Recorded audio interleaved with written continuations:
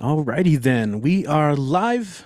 It is Monday, and we are back for another edition of our stay-at-home open mic, presented by the Barbed Wire Open Mic Series out of El Paso, Texas. My name is Richie Marrufo, aka Deadwall Reveries, and yeah, we're based out of El Paso, Texas. But because we're doing this online, we're connecting with people all throughout the country, sometimes all throughout the world. And I believe this is like our 128th episode. So we've been going strong for 2+ years. And as always, we have a full list of performers going to come up and do their thing: poetry, prose, any jokes that people want to tell. We welcome the comedy, especially from the poets. It's a nice mix. Any songwriting, it's open for all of that. So if you guys are tuning in live and want to sign up, there will be a link to sign up in the description.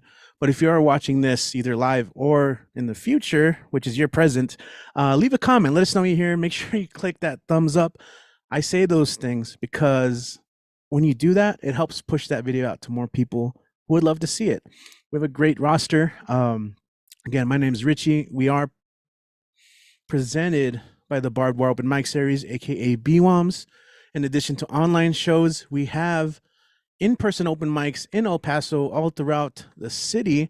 In fact, if you are around this week of November, the second week of November, we do have a live open mic Tuesday at Mona Bar of Modern Art. Come through. That one gets wild.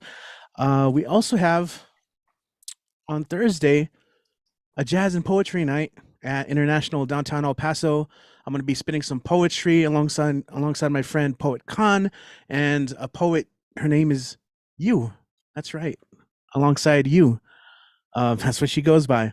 And some of the best jazz musicians in the city. So if you're free, come check that out. That's this Thursday.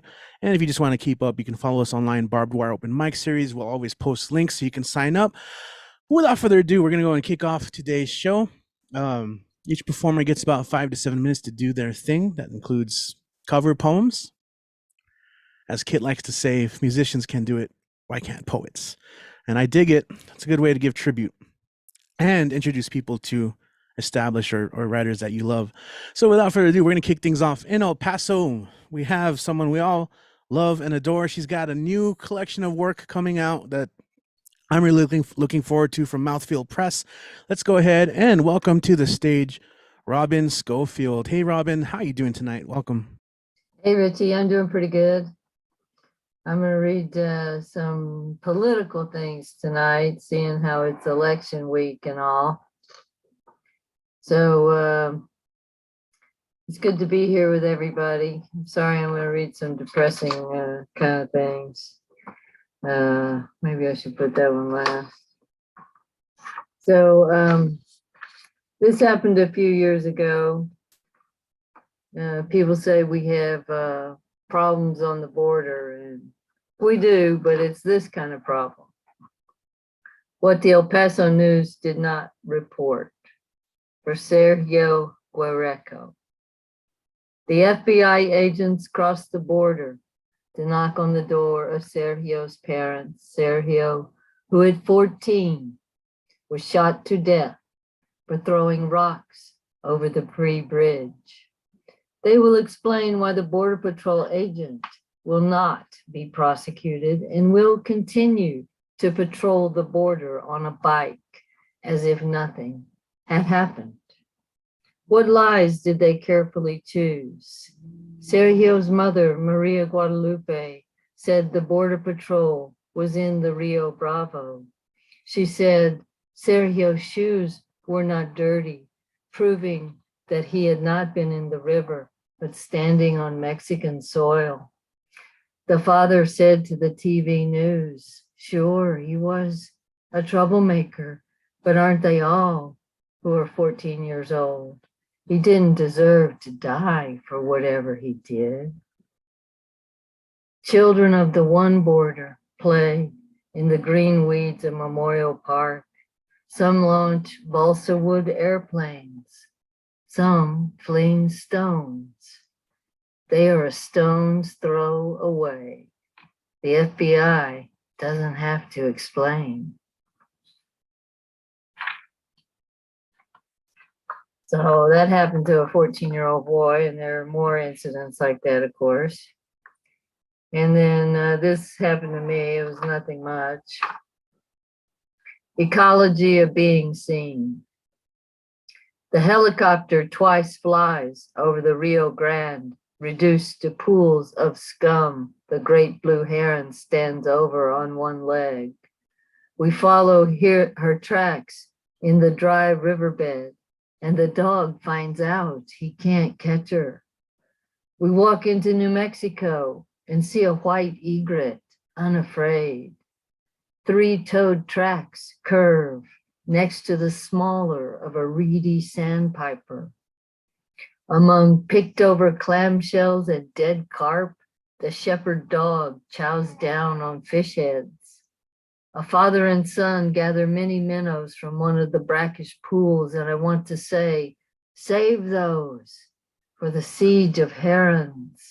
But I am as silent as an owl's flight, while the helicopter beats in my ears, and those invisible inside there inspect the four of us for alienation. Yeah, and this one is another political poem about just certain things that happen in the USA. At the table in the USA.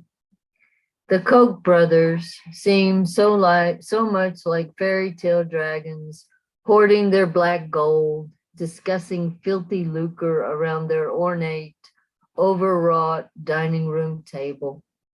But they weren't. They were real, filthy rich Ayn Rand libertarians with no concern for the commonweal. There was a certain Pastor Jones in Florida burning President Obama in effigy, not getting in trouble. He moved on from burning Korans. He called him Hussein Obama as he said, as he sat at the head of his dinner table with his wife and children. On the other hand, we didn't call Bush Jr. president until the second term, when he was actually elected instead of declared by the Supreme Court. Our Vietnamese exchange student, afraid the police might come any minute for what we said around the dinner table. Florida purges the voter rolls as the elderly sit around their diminished dinner tables.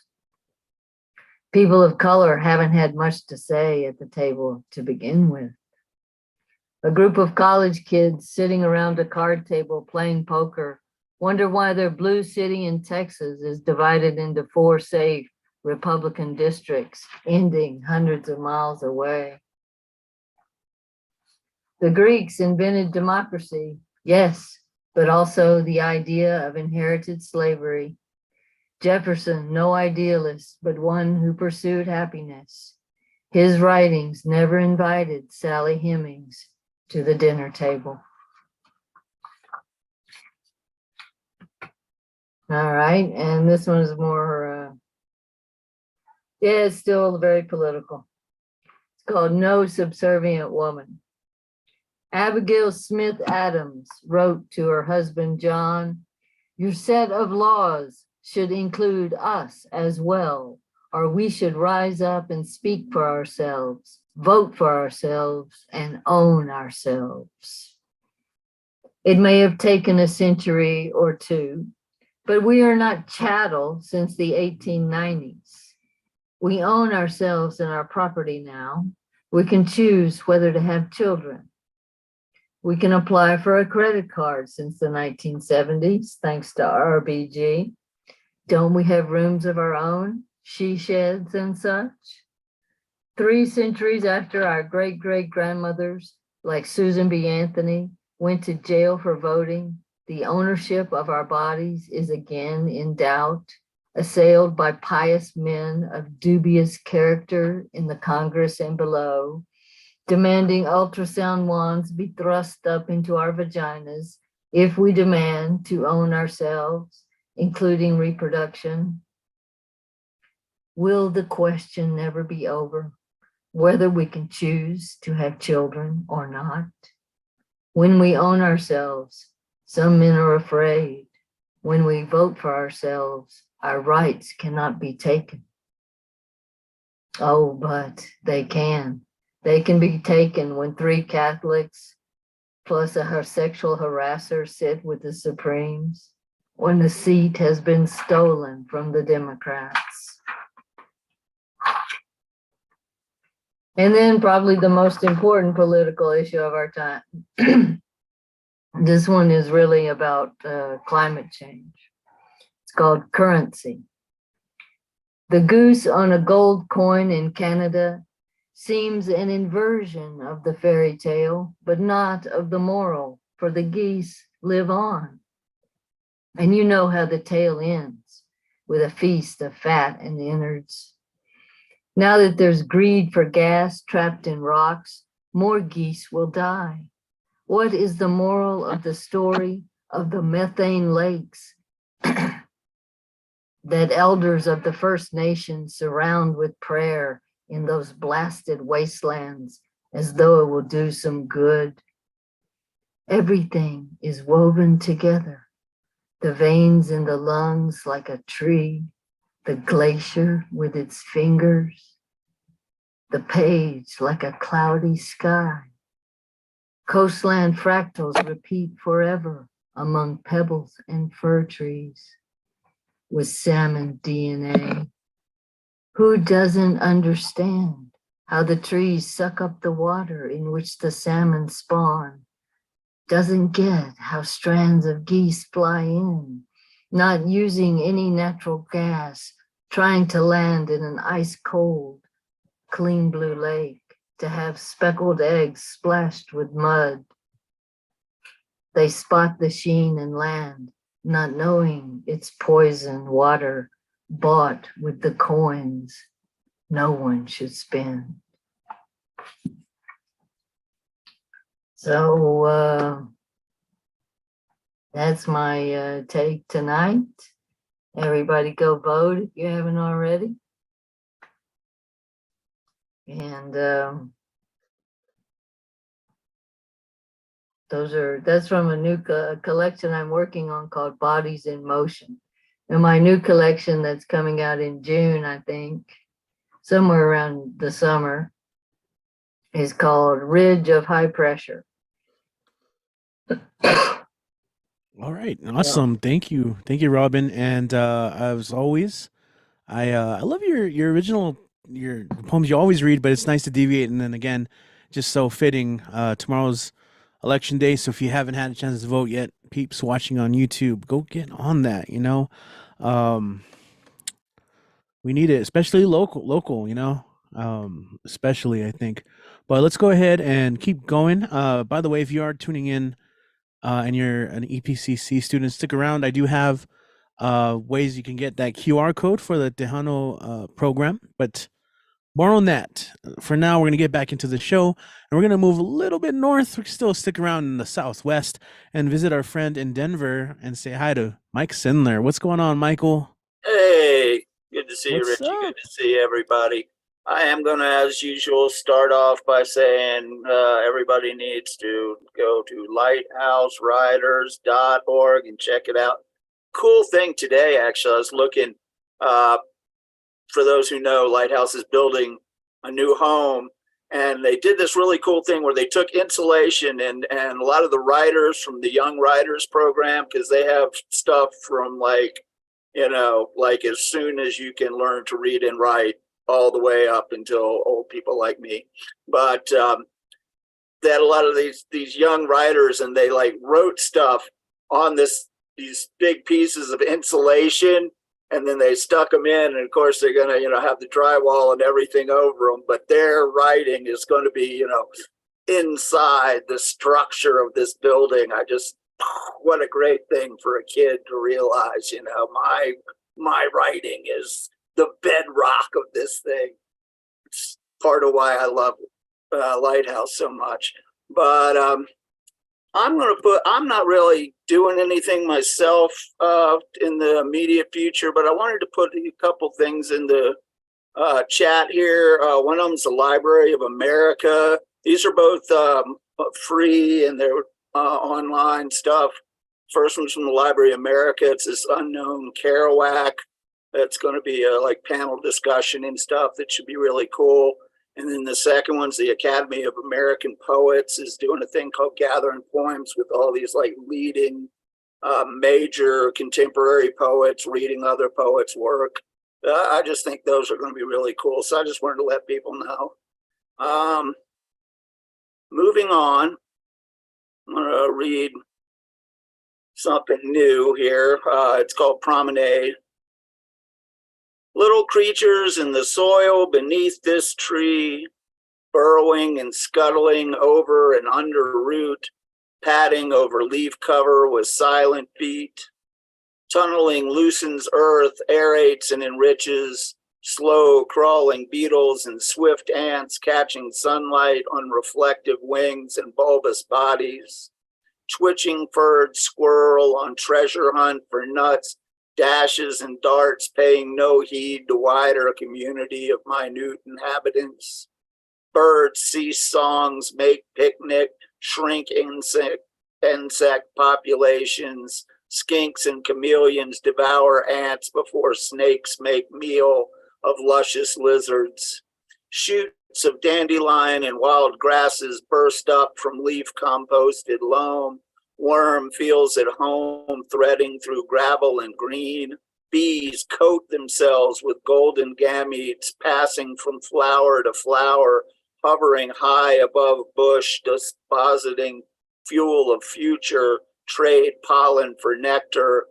Conglomerate, connective, collective, circling stout trunk of old oak, unaware of wider world beyond shade of branches. Roots meet mycelia and microorganisms merge across vast space between trees, communicate secrets of field and forest. Minute creatures each dance gently over web of sentient soil, intersecting rituals of survival, all feeding from gifts of sun and mineral matter. Lean down to see, focus on the close, hand to sand, ear to ground, then rise up, realize dance continues on larger scale, rolling over vast reaches, each movement over miles or millimeters marks a step in tune into whirling frolic of planets promenade. And I'm going to go from that one to, I'll do this. People have heard me talk about my buddy Sean from the ashram, a great chef and friend. And this is sort of redoing a prose piece that I did into a poem form. It's called Shamstoses. That beautiful, smashed in, toothless, wizened, grizzled, whiskered, wrinkled, timeless face. That smile as big as your heart, eyes as sweet as rock sugar face, popped through the kitchen doorway. Mondosa, we're open. His croaking growl of a Kashmiri accent, beaming his angelic gaze at all the exhausted, famished would-be yogis and yoginis. Sham made that kitchen magical. He who boiled pot after pot of hot, sweet chai, who created meals from a small repertoire of always well-received recipes. Rice, dal, sabji, he would say with a flourish, brought smiles to faces and contentment to bellies, an air of enchantment and goodwill to everyone, week after week, month after month, year after year. That was Sham's magic genie-like touch at work. And most special of all were those times when the kitchen was slow and quiet, when Sham would ask those 4 magic words that everyone longed to hear, that mantra of munchable excitement, a raga resulting in instant salivation, in expectation of culinary salvation, those golden tones exhaled through a knowing grin. Wandosa, we're open. And I think a lot of people are all too aware that in the wake of an 85, 82, 85-year-old man being attacked in his home in a horrible way, that the son of the ex-president thought it would be a funny thing to put on Twitter a photograph of a hammer on top of a pair of underwear. So I thought I would just dig this one up, which is a poem I wrote about the asshole. It's called Junior for D2T2. It's a triolet. His role model, the worst of men, his decency, a thing stillborn. His unhinged moral compass spins, his role model, the worst of men. His foolish speech, a fetid wind, his actions all worthy of scorn. His role model, the worst of men, his decency, a thing stillborn. And that'll do for this. I'll go ahead and put the hat on and let me find. I wanted to start with, I'm going to do a couple. The first one's a E. Cummings, and this is a short one called Next to, of course, God, America, I. Next to, of course, God, America, I love you, land of the pilgrims and so forth. Oh, say, can you see by the dawn's early my country, 'tis of centuries come and go and are no more. What of it we should worry in every language, even deaf and dumb. Thy sons acclaim your glorious name by gory, by jingo, by gee, by gosh, by gum. Why talk of beauty? What could be more beautiful than these heroic, happy dead who rushed like lions to the roaring slaughter? They did not stop to think, they died instead. Then shall the voice of liberty be mute? And I thought, there's just so many, like,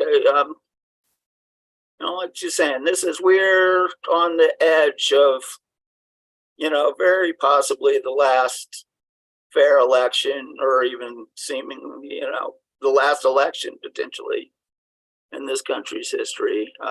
So everybody really does need to go vote. And I thought I'd read a piece by our brand new poet laureate, who I love very much, Ada Limon, and it's called A New National Anthem. The truth is, I've never cared for the national anthem. If you think about it, it's not a good song. Too high for most of us with the rocket's red glare. And then there are the bombs. Always, always there's war and bombs. Once I sang it at homecoming and threw even the tenacious high school band off key. But the song didn't mean anything, just a call to the field, something to get through before the pummeling of youth. And what of the stanzas we never sing? The third that mentions no refuge could save the hireling and the slave. Perhaps the truth is every song of this country has an unsung third stanza, something brutal snaking underneath us as we blindly sing the high notes with a beer sloshing in the stands, hoping our team wins. Don't get me wrong, I do like the flag, how it undulates in the wind like water, elemental, and best when it's humble, brought to its knees, clung to by someone who has lost everything, when it's not a weapon, when it flickers, when it folds up so perfectly you can keep it until it's needed, until you can love it again, until the song in your mouth feels like sustenance, a song where the notes are sung by even the ageless woods, the short grass plains, the Red River Gorge, the fistful of land left unpoisoned, that song that's our birthright, that's sung in silence when it's too hard to go on, that sounds like someone's rough fingers weaving into another's, that sounds like a match being lit in an endless cave, the song that says, in my bones are your bones, and your bones are my bones. And isn't that enough? Okay, thank you all very much. And I just want to also say, please, for the love of God, get out there and vote to protect our democracy. Thank you so much, Mike. Mike Sindler, everyone, out of Denver. Love the impassioned poetry as always. And, you know, I talked about the cover poem. That is a thing we kind of do here. And like I said, we get to introduce new pieces. I hadn't heard that one before, so I'm saving it now for next July. That's going to definitely go into my cover repertoire. Thank you so much for that, Mike. And he said, I would also say, you know, in addition to voting, like there's more that you can do, like outside of voting, right? To become active in your community. I mean, that's kind of like the most effect you can have, right? I don't know. I'm not gonna platform like soapbox people, but definitely there's definitely Tomorrow ways it's to get involved. vote. After Election day. tomorrow, then we can go to other things. But get out there Yes. and freaking vote. That's the message. All right. We're going to go ahead and move a little east and take the Pittsburgh plunge and visit Vale Larkin. What's up, Vale? Not Bill. Vale. How's it going? Good. How are you? I Excellent. assume the Pittsburgh plunge would be Canton Avenue. Are you familiar with Canton? It's from wrestling. What? But also yes, that, I'm talking. also I'm that joking too. about. Yeah, that's funny. Yes. Anyway, good to have you back. Good to be back. Okay, I've got two here. They've both got trigger warnings for anger, and the first one has trigger warnings for historical mistreatment of disabled people.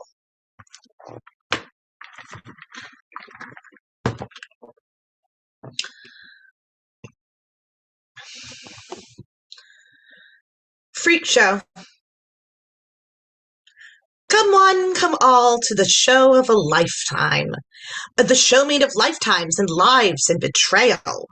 It's reduced to the price of a ticket. Those humans who don't share the shapes we do, don't share our thoughts or our skins or our sizes. Come to the show and feast on surprises, for different is dangerous, best keep it caged. And strangeness contagious, so best to be wary. Humanity's heart opens only to likeness, and symmetry's better than any original. Come one, come all, and hear what we say. Here is a world past the carnival characters. In 1977, a child like me was born, mutilated, unmade, cut open, reshaped, stuffed into a brace and set down, stock still for years to reach normal. Here is a world beyond hard-hearted visitors. In 1950, a child like me was born and taken by doctors to lie in a ward with 100 cold infants whose mothers were warned of their infectious natures and terrible fates. It grew a little and grew vacant, still and hopeless, curled in on itself and died sometime after life and lies started. Here is a world beyond mythical metaphors. In 1900, a child like me was born and sold to a freak show, displayed from birth for their deformities, their monstrous differences. For every single piece of every outside part, and not once for who, or when, or how, or why, or will. In the past, a child like me was born, weaned, and left to the gutter.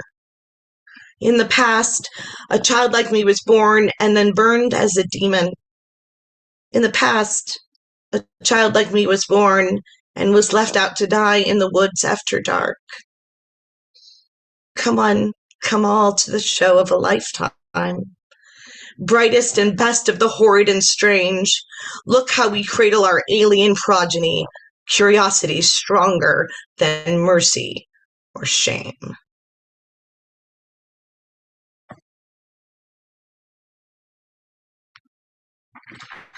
I have one more. Just give me a second.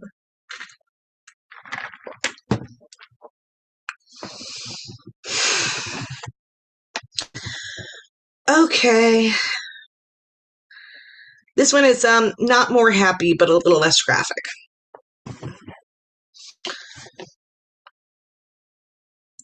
Only dreaming. Dreams are the way to make sense of our world, I tell myself nightly, while they fill my brain up with cataclysms and dragons, snow, wind, and biting cold, because as for me, I say an ice is how we end. Watching our world crumble under its weight, its woe, its fucking meaning.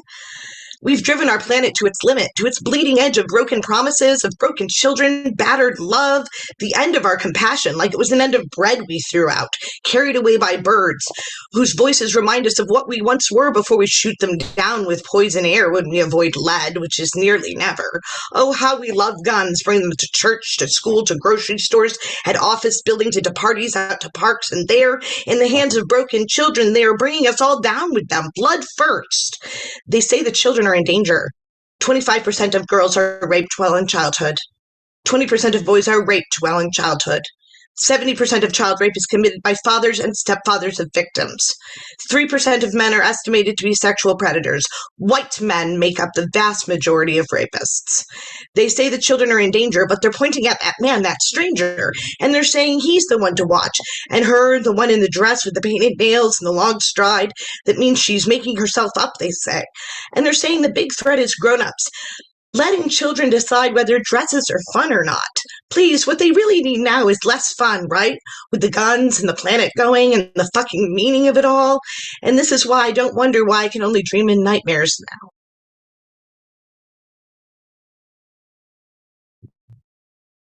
now. Oh, wow. Thank you. That one. Okay, Vale.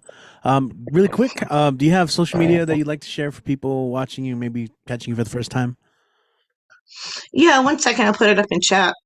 Yeah, you can catch me on Twitter for now, Larkin Vale, or Linktree Vale Larkin, at Vale Larkin. Thank you so much. Excellent. Thank you. Thank you for those pieces. Yeah, wow. We got to share those for sure. The pacing of that last one too, the frantic nature of the reading fits. So, oh my god. Need my coffee. Hold on. Okay. As always, Vale Larkin, everyone. I'll share any links as well on the YouTube stream as soon as I have a chance. By the way, speaking of YouTube, shout out to Andres who's tuning in, as well as Sandy. Good to have you guys tuning in. Again, if you're watching, just say hi in the live chat. Stick around. Let us know what lines stick out to you. We're going to go ahead and continue. And something that we have here, as long as we've been doing these, it's always great to welcome someone new. This is one of those instances where this next performer has performed live at one of our events, and this is their first time online. So super excited to welcome, also joining us from Texas, a little north of here. Let's go ahead and welcome Lungs of Dust. What's going on? You got the awesome stage name. Thank you. Go ahead and take it away. Yeah. Hey guys. Yeah, it's my first time. I'm trying to warm myself up. Like, it's just kind of, I don't really read my stuff out loud almost ever. It's always just in my head. So I'm just trying to practice. So it's great that I get to do it in front of teachers. So you guys can, All right. So I'm going to start off with this one. I actually just wrote it the other day. I kind of finished it off today. It is called Half Off Glamour Shots. I watched you drink your poison, your heart in a knot, shot after shot. And these discounts come easy to the young and the sleazy. I saw it coming from a mile away, me being your next prey. It surprised you that I can keep up. And on a good day, I can do it better than you and go home with pay. Nothing is ever on TV, and that is how you found me. Late at night, I'm filled with spite because of your boredom and your wife in the next room thinking I'm gonna ignore him. I whispered the stories you crave, things you'll remember until you lie in your grave. I ate up your loveless words, shot for shot, I killed the bluebirds. I know I'm a tease, and now you get strip teased by the side hustlers, the woman dying to take off their clothes so you can see their skin exposed. One day your camera will collect dust, just like my lust. You're a cowboy decoy with the whiskey with whiskey eyes as you disguise your half-off glamour shots for deep thoughts. That's my first one. I have a next one. It's kind of like short and sweet. Yeah, I'm gonna do this one. It's hard to go back to a few days ago when I still loved you, when your name whispered my tongue. It seems like my mind has moved on. My heart is lost at sea. Now there's a distant storm coming for me. I suppose I was meant to drown all along. All right, it's my last one. I don't know, I mostly write this stuff at night, but I wrote this one, and I don't know, it felt very like I love myself, you know? So it's called I Dreamt. Also the last one, it was called, I just kind of came up with this title very quickly today because it was actually untitled. I just named it The Sea and All That's Lost in It. I don't know. Okay, so my last one, it's called I Dreamt. I dreamt I was dancing with my poetry. Twirling her to my arms is like magic in her fantasy. I romanced her like a true gentleman, making her feel like the divine feminine. We trace the shadows we cast in the dark and embark deeper and deeper in the world of dreams, where anything is what it seems. All these words at the tip of our tongues, touching our lungs, and all the while we're dancing and dancing. Never let my hand go, she says, never in all my days. I awoke and found myself dancing with a poet. And that's it. Yeah, that's it. That's it. I love it. That's, as I like to say, that wasn't just it. That was everything. I try to make all my stuff kind of like reader friendly, you know? I don't know.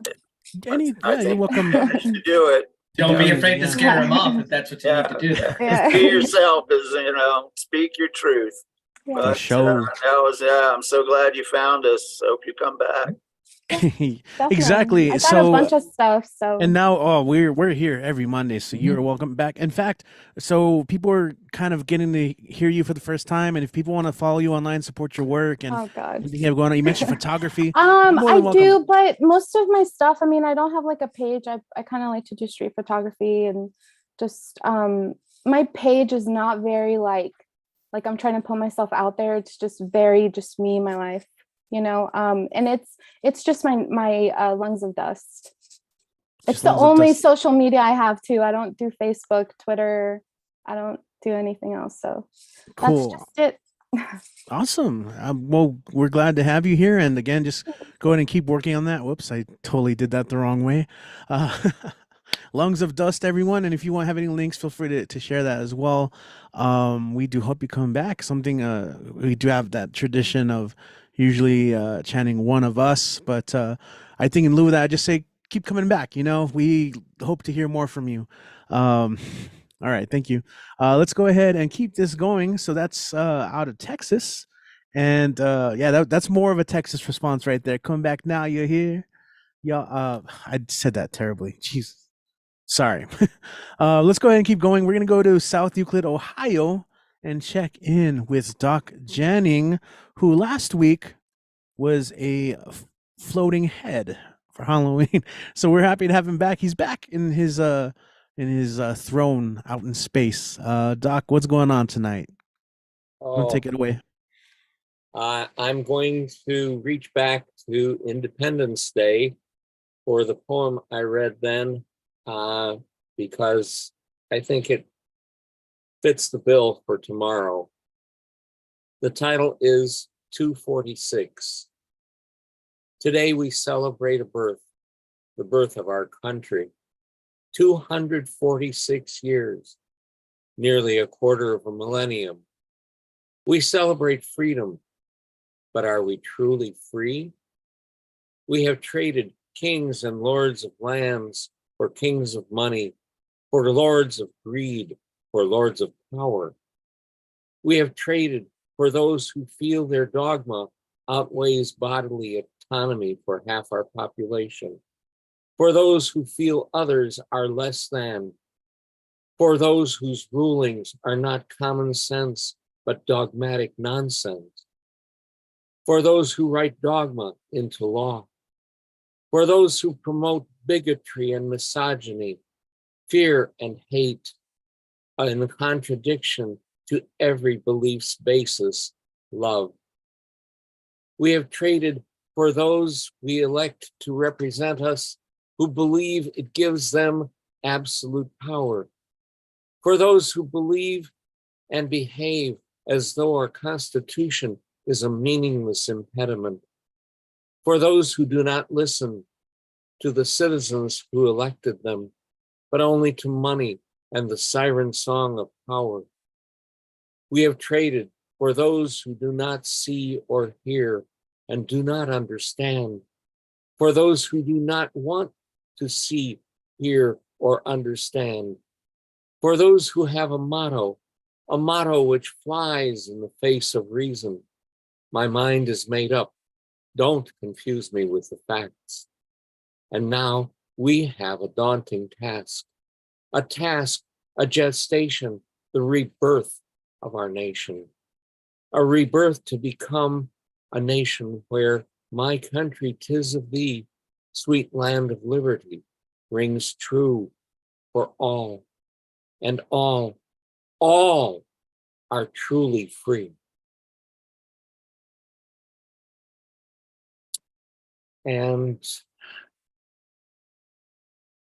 switching gears, this is a new poem, Seeking. They moved through my life, one moment here, gone the next. They took with them pieces of me, pieces of my heart. They left behind memories, memories in songs, songs of love undone, songs of saudade, songs of leaving, songs of loss, songs of silence which echo in my soul. And I move through time, seeking among infinite moments one who seeks me. And I will finish with rememory. Rememory of a field and visions of them, half a dozen blocks long in the warm summer sun. Tall grasses above my knees, grasshoppers and ants, crickets and spiders, a patch of wild mint and rolling in it, a Johnny Appleseed tree and the shaded nook beneath, a place of refuge, a place to read, a place to dream, gone now, buried beneath buildings and uncaring asphalt. Thank you. All right, thank you. And Doc, do you have anything you'd like to promote at this moment? At this moment, nothing. Thank you.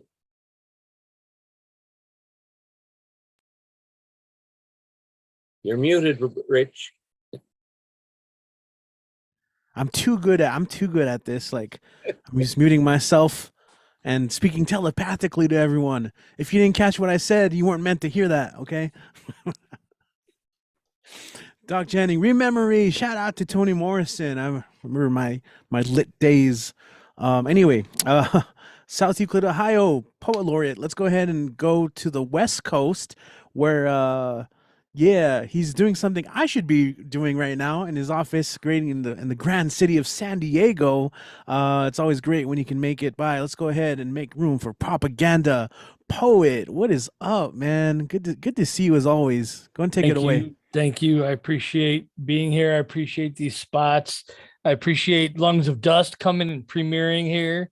Come back, y'all. Now you're here.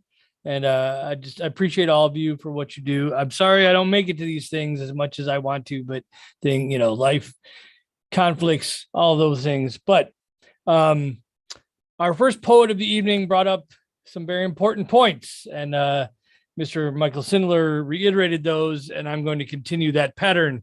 I'm going to read a couple of pieces about the importance of tomorrow and what's coming. So anyway, this first one is from my book, Word Tornadoes, which just came out recently. All my links are here, there. This is called Bait and Switch. I really want to write a poem to show them that it really is time to just put down the fucking guns and stop slaughtering everyone. To reach enough people to teach this hypocrisy dichotomy of being both pro-life and anti-gun control. For real, yo, the shit is taking its toll. But honestly, I just can't anymore.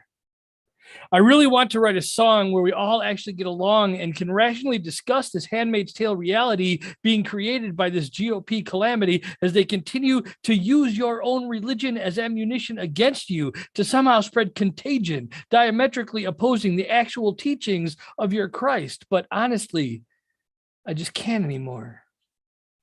I really want to write a story without all the gory details about systematic oppression, hiding racism's true intentions. I mean, how many times do we have to learn the same damn lessons before they actually leave an impression and a revolution gets something more than just an honorable mention? But honestly, I just can't anymore. My America doesn't torture. My America doesn't kill. Now, this bumper sticker wisdom might call out a system that feeds upon the victims, but the problem still survives. We do not live in the same America. It's us versus them, and we're at it once again, divisive to the end, yet still all struggling to survive. We do not live in the same America. This keeps us all apart, separates us from our hearts, stripping humanity from the start, leaving us all lost in the cracks. We do not live in the same America. But if we keep up this status quo, we'll have nowhere left to go with no potential room to grow, leaving us all open to attack because we do all, in fact, live in the same America. And then my second piece is from my first book, 2020 D Visions, which is also available at that link there. Yeah, man, like tomorrow, get out and vote. And then the next day, get out and revolt. Just saying, man. Just saying. Okay. This is called Red Sails, SALES. Red Sails in the Morning, MOURNING. Red Sails in the Morning. Winter is here. It's the storm of the year, and self-interest snowflakes bury us in white privilege blizzards, leaving us all snowed. Recent statistics show that the primary provider of mental health services in America is the prison system. There are so many things to unpack in this fact that I don't even know where to begin to start, but to get to the heart of the matter, perhaps we should probably process this constant blockade to progress that might just be forcing us to lose our focus. It would appear that red is the perfect color. For anger and fear are like flypaper for the emotionally and morally bankrupt. So easy to corrupt. When America is in a red state of mind, here is what we find.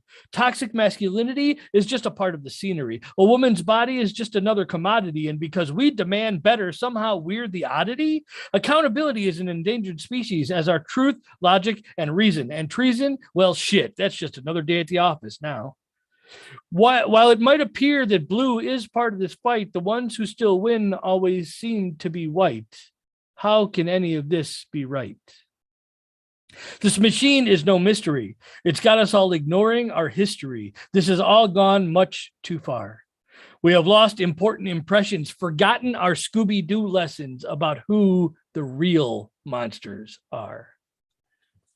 And then I got one short one and then a haiku to finish off this tirade, because you're right, voting isn't enough, but it's a start. So we got to do it. And then after that, we got to do more. Because the trumped up truths show us that alternative facts are nothing new. Welcome to a trumpled America made great by hate and divided by zeros, where bullies are made heroes just to reel in the pawns. Frightened in a survival mode, fighting amongst ourselves while these fishermen cast their lines to pilfer our shelves for themselves. Well, we should not be surprised. We should not be surprised to see the demise of a time when science was denied, while millions died and despotic leaders continued to hide behind religious right to frighten and incite people into attempted homicides, while others just sat on the sidelines of this great white lie, finding safety by just spectating from the shadows, watching it all just gain its wings and fly. It was called the Dark Ages for a reason, and it didn't actually fucking work. So now it's time that we best get to work, because we are officially on the clock of this shit just got real time. So let's step it up, my artistic and scientific community. Ergo and thusly, Renaissance, shall we? Vote and then revolt. A haiku. In America, freedom is an action verb, not a common noun. Thank you for listening. Have a wonderful evening. Wonderful, wonderful. Thank you so much. Also, Lobo. Sorry, I Propaganda am poet. listening. I'm grading papers and I am listening. I promise. All good, man. No, I love it. Great lines as always. Check out his books. I did share the link on our YouTube live chat, Linktree, Changeling Studios. Check out those books that he read from. Alrighty then, yeah, class dismissed. That's a great way to end the class, right? Vote and then go revolt. Alrighty then. Let's go ahead and continue. Once again, welcome to our stay-at-home open mic. We do this every Monday starting around 8 p.m. Mountain Time, and we will continue to do so as long as people would like a space and as long as people keep coming out, you know? So with that said, we're going to continue to stick around the West Coast and bring up Finn Bell. Oh, you wrote something new here. Where you joining the unceded lands of the Cocheño Olone? You're gonna have to help me with that one. Finn Bell, what's up? How are you doing today? I'm doing pretty okay. How are you? Alrighty then. There you go. Okay, I'm great. I'm great. So what did you write here on under location? That was correct. The Cocheño band of the Olone. Thank you for that. Yes. So I have a feature tomorrow with Cobalt Poets. I'm going to put that in the chat. It is at 7 p.m. Pacific, and you could go to Poetry Superhighway, I guess, .com is what their website is to find out more. But I'll also post the link in the chat. And I think they're based in Southern California. So yeah, really great group. First, I'm going to share. I got this recently in the mail. It's a wonderful book by fellow Filipina and author with Red or Green Books. It's called My Fears Out Loud. It's Maureen Medina. And I'm going to read a selection from here called, oh, I put a bookmark and now I can't find it. Darn it. Dress.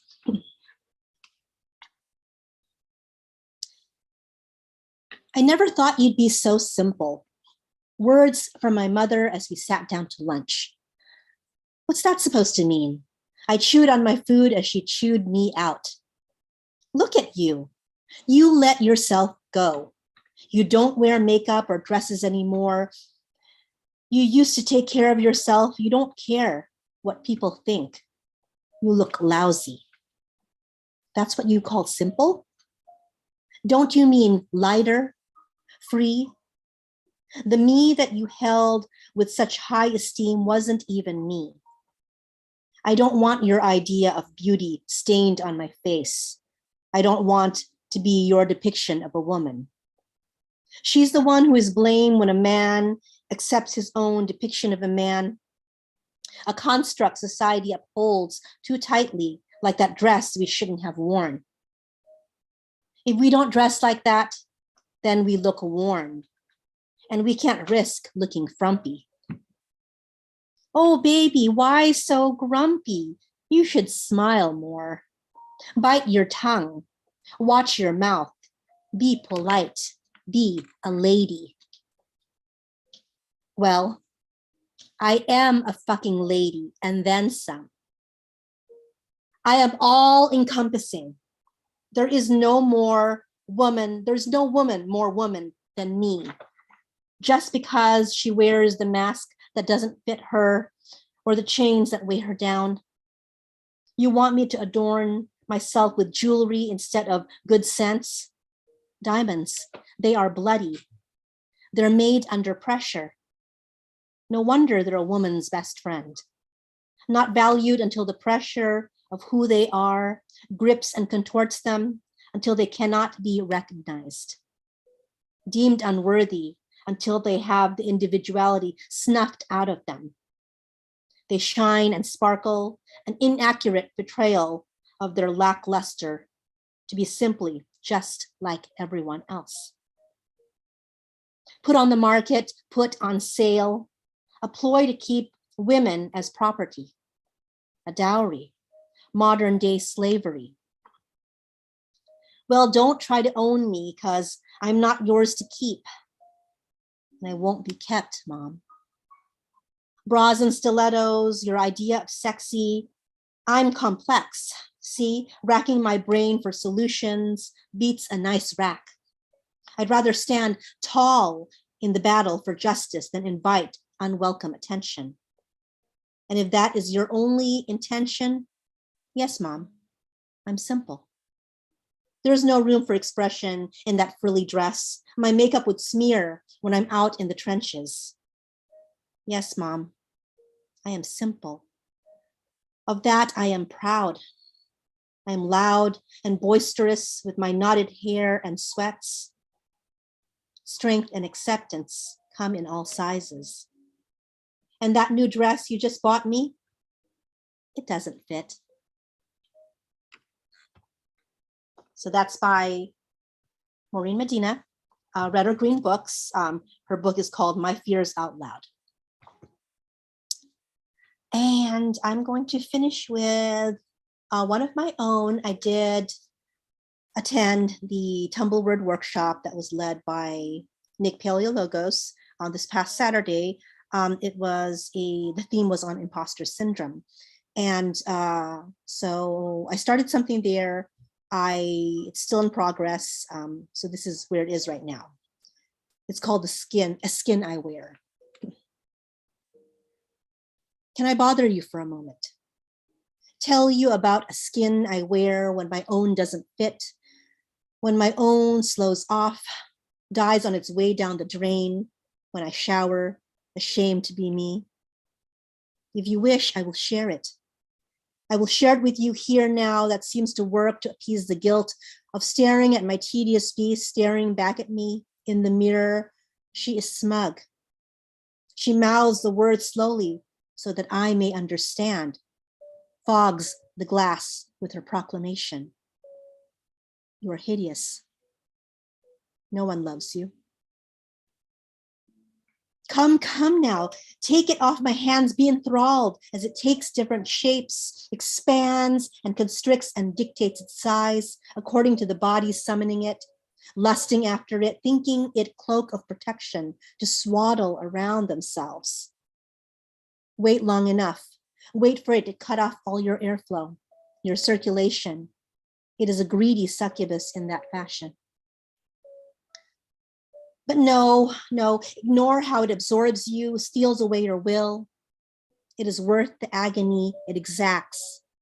Come on, feel here. See how plush it is.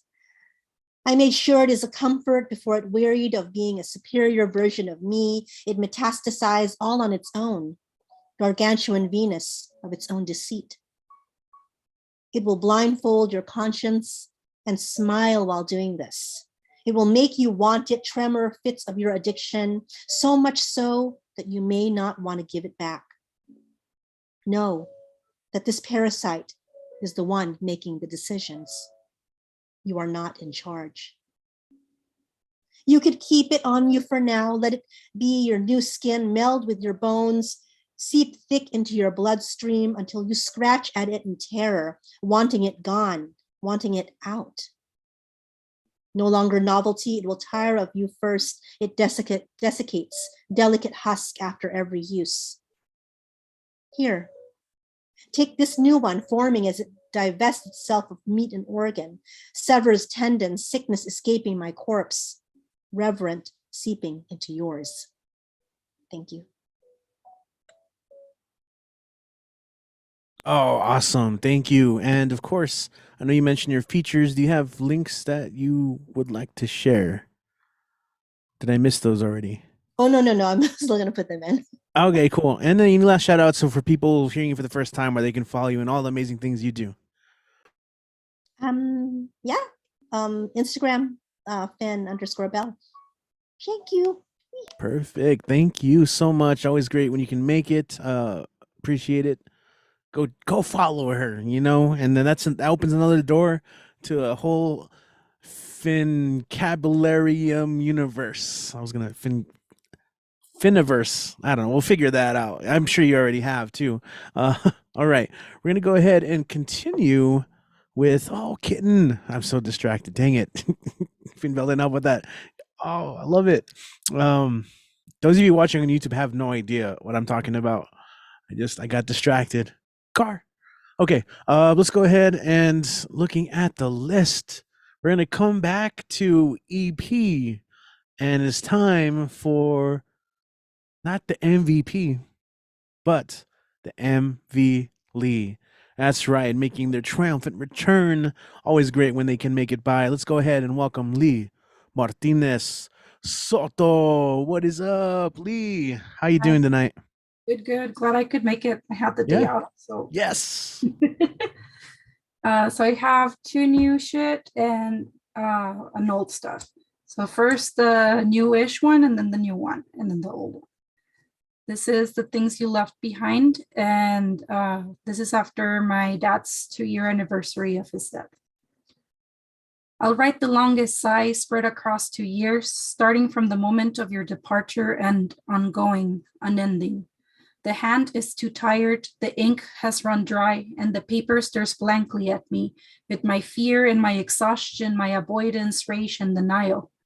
Of all the things to write about, raw subjects to exploit for validation, attention, I can put down your name on this page. Let the world connect the empty spaces between these words and my hesitation. This is for you, about you, because of you. You who rests eternal, picture perfect, frame over walls, perched on shelves and stuck in memories, now marred with the paper trail of mistakes you tried to hide away for my benefit, for your benefit. These questions will go unanswered, no response left on your tongue made of ashes, and this hand will continue tapping, typing, inking away the doubt and anger.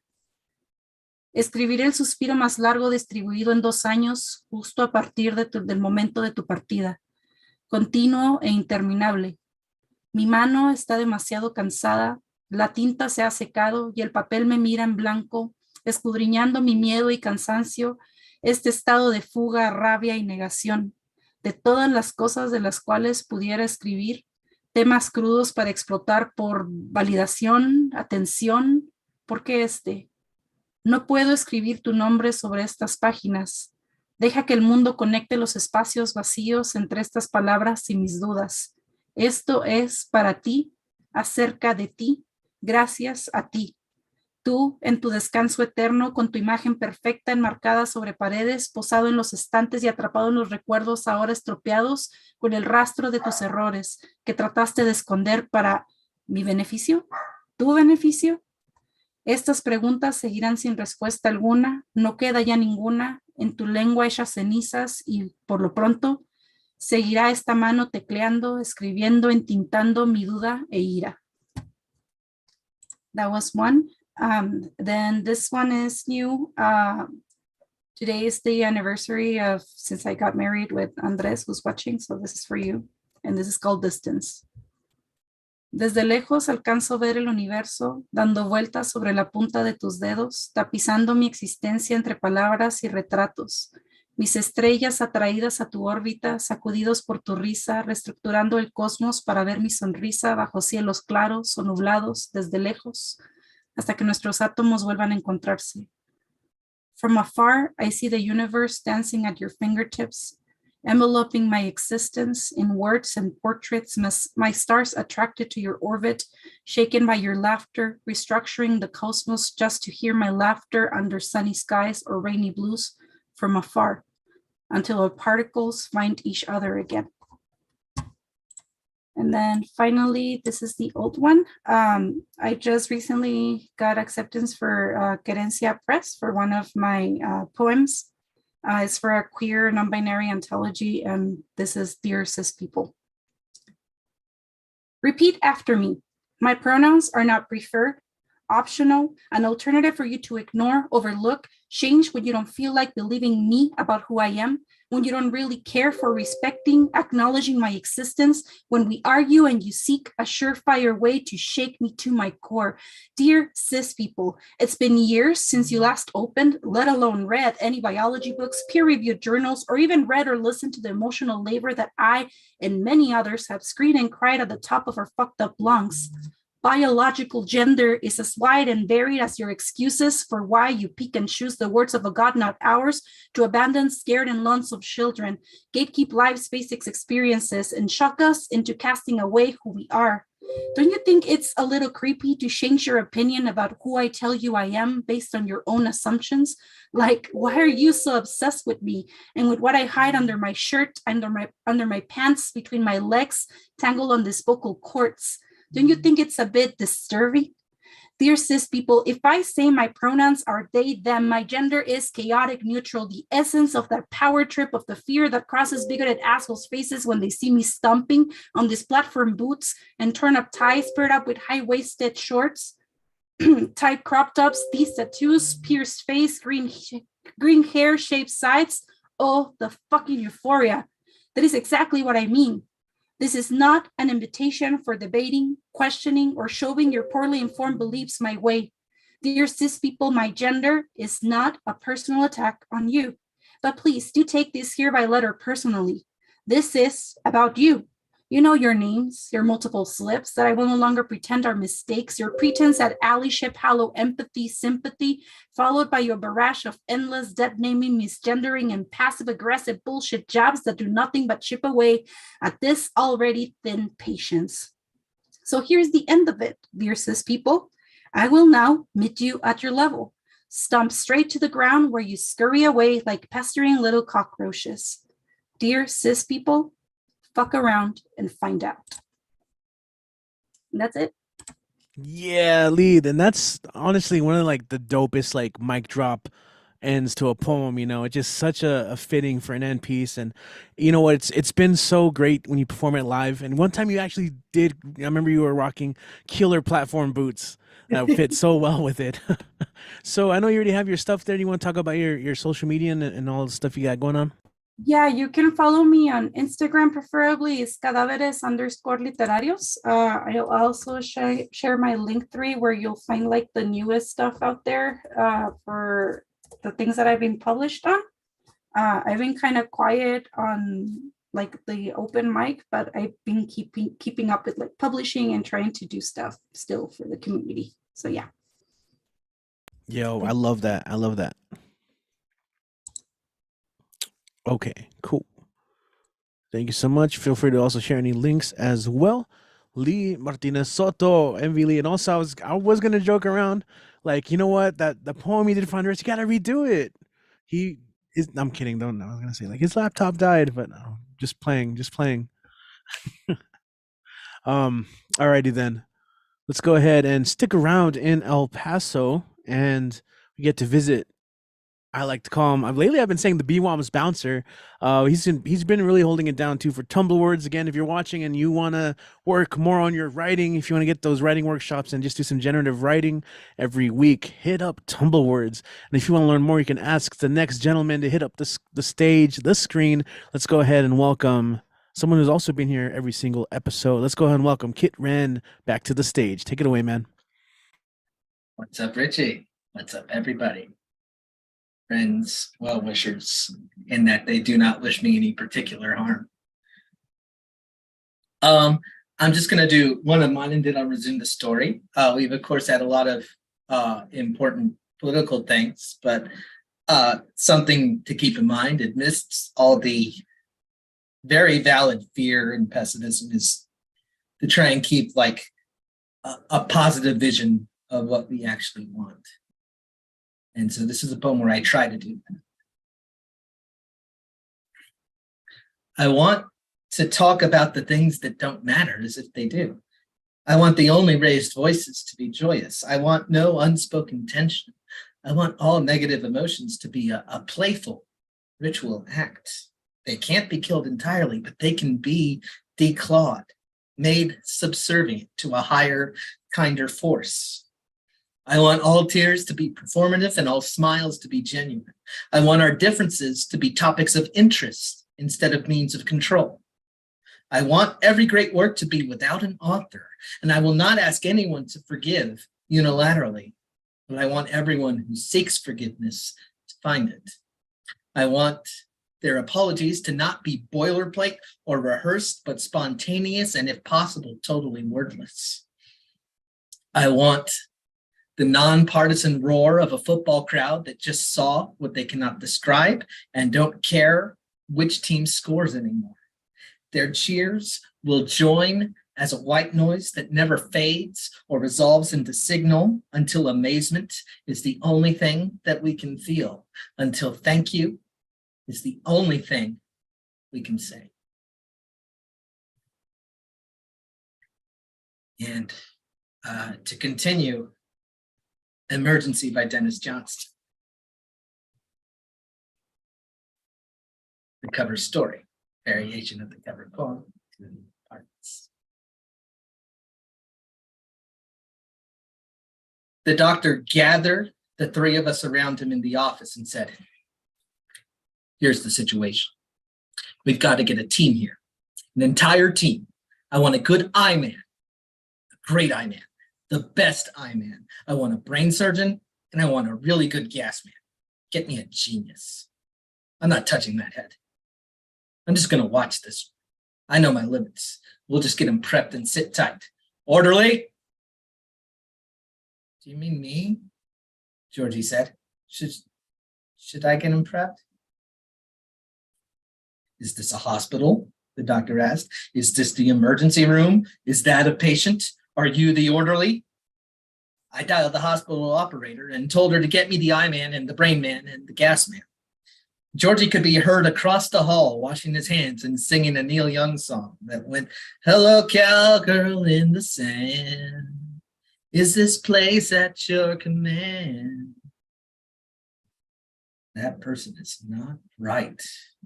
Not at all. Not one bit, the doctor said.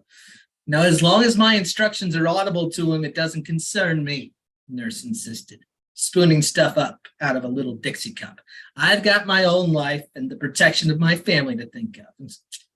Well, okay, don't chew my head off, the doctor said. The eye man was on vacation or something. While the hospital's operator called around to find someone else just as good, the other specialists were hurrying through the night to join us. I stood around looking at charts and chewing up more of Georgie's pills. Some of them tasted the way urine smells. Some of them burned. Some of them tasted like chalk. Various nurses and 2 physicians who'd been tending somebody in ICU were hanging out down here with us now. Everyone had a different idea about exactly how to approach the problem of removing the knife from Terrence Weber's brain. But when Georgie came in from prepping the patient, from shaving the patient's eyebrow and disinfecting the area around the wound and so on, he seemed to be holding the hunting knife in his left hand. The talk just dropped off a cliff. Where, the doctor asked finally, did you get that? After a while, one of the ICU nurses said, your shoe is untied. Georgie laid the knife on a chart and bent down to fix his shoe. There were 20 more minutes to get through. How's the guy doing? I asked. Who? Georgie said. It turned out that Terrence Weber still had excellent vision in the one good eye and acceptable motor and reflex despite his earlier motor complaint. His vitals are normal, nurse said. There's nothing wrong with the guy. It's just one of those things. After a while, you forget it's summer. You don't remember what the morning is. I'd worked 2 doubles with 8 hours off in between, which I'd spent sleeping on a gurney in the nurse's station. Georgie's pills were making me feel like a giant helium-filled balloon, but I was wide awake. Georgie and I went out to the lot to his orange pickup. We lay down on a stretch of dusty plywood in the back of the truck, with the daylight knocking against our eyelids and the fragrance of alfalfa thickening on our tongues. I want to go to church, Georgie said. Let's go to the county fair. I'd like to worship. I would. They had these injured hawks and eagles there from the Humane Society, I said. I need a quiet chapel about now. Georgie and I had a terrific time driving around. For a while, the day was clear and peaceful. It was one of the moments you stay in. To hell with all the troubles of before and after. The sky is blue and the dead are coming back. Later in the afternoon, with sad resignation, the county fair bares its breasts. A champion of the drug LSD, a very famous guru of the love generation, is being interviewed amid a TV crew off to the left at the poultry cages. His eyeballs look like he bought them in a joke shop. It doesn't occur to me as I pity this extraterrestrial that in my life, I've taken as much as he has. After that, we got lost. Drove for hours, literally hours. But we couldn't find the road back to town. Georgie started to complain. That was the worst fair I've ever been to. Where were the rides? They had rides, I said. I didn't see one ride. A jackrabbit scurried out in front of us, and we hit it. There was a merry-go-round, a Ferris wheel, and a thing called the hammer that people were bent over vomiting from after they got off, I said. Are you completely blind? What was that? The rabbit. Something thumped. You hit him. He thumped. Georgie stood on the brake pedal. Rabbit stew. He threw the truck in reverse and zigzagged back toward the rabbit. Where's my hunting knife? He almost ran over the poor animal a second time. We'll camp in the wilderness, he said. In the morning, we'll breakfast on its haunches. He was waving Terrence Weber's hunting knife around in what I was sure was a dangerous way. In a minute, he was standing at the edge of the fields, cutting the scrawny little thing up, tossing away its organs. I should have been a doctor, he cried. A family in a big Dodge, the only car we'd seen for a long time, slowed down and gawked out the windows as they passed by. The father said, what is it, a snake? No, it's not a snake, Georgie said. It's a rabbit with babies inside it. Babies, the mother said. And the father sped the car forward over the protests of several little kids in the back. Georgie came back to my side of the truck with his shirt front stretched out in front of him as if he were carrying apples or some such, but they were, in fact, slimy miniature bunnies. No way I'm eating those things, I told him. Take them. I got to drive. Take them, he said, dumping them in my lap and getting in on his side of the truck. He started driving along faster and faster with a look of glory on his face. We killed the mother and saved the children, he said. It's getting late, I said. Let's get back to town. You bet. 60, 70, 85, just topping 90. These rabbits better be kept warm. One at a time, I slid the little things in between my shirt buttons and nestled them against my belly. They're hardly moving, I told Georgie. We'll get some milk and sugar and all that. We'll raise them up ourselves. They'll get big as gorillas. The road we were lost on cut straight through the middle of the world.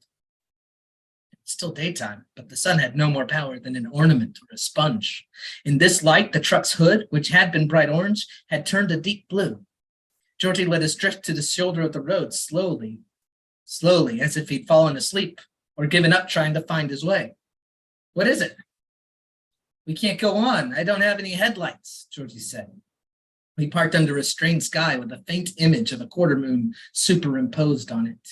There was a little woods beside us. The day had been dry and hot, the buck pines and wood all simmering patiently, but as we sat there smoking cigarettes, it started to get very cold. The summer's over, I said.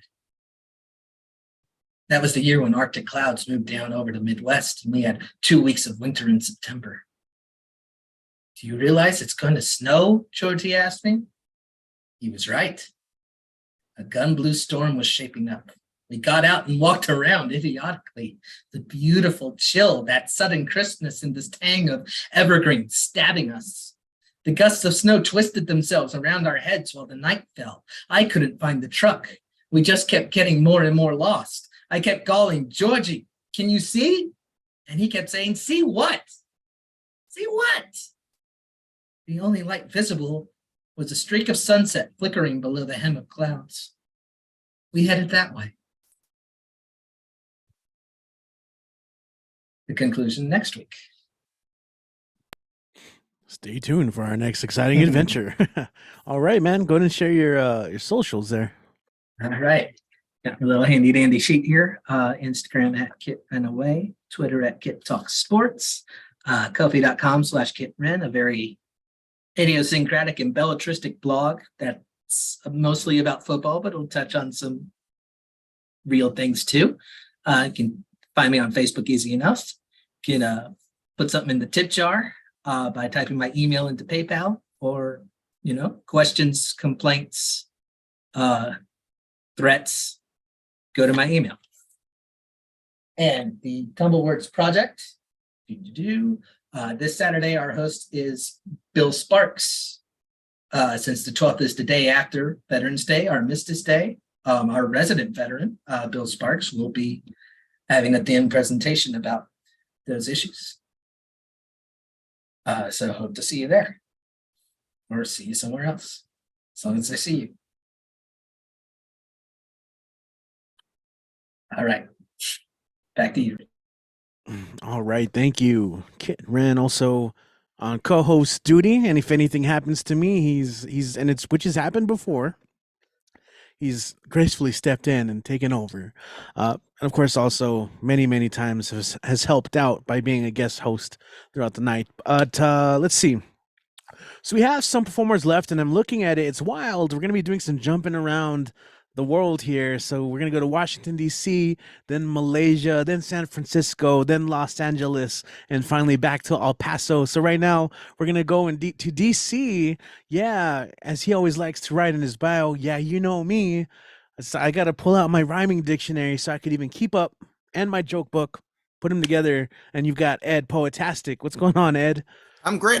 Great. All Thanks right. for the beat, and love your worldly beats. Woo! Right, Can get me off my feet. Woo! Can't wait to do this. My name is Ed Potastic.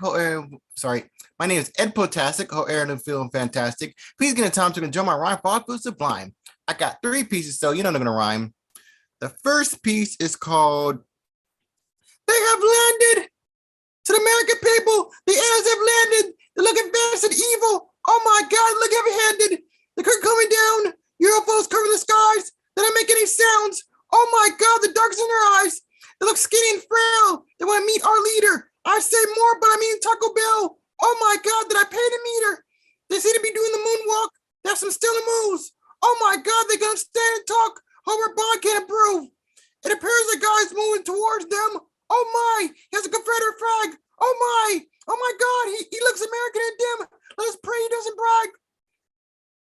He said, "We don't like your kind here."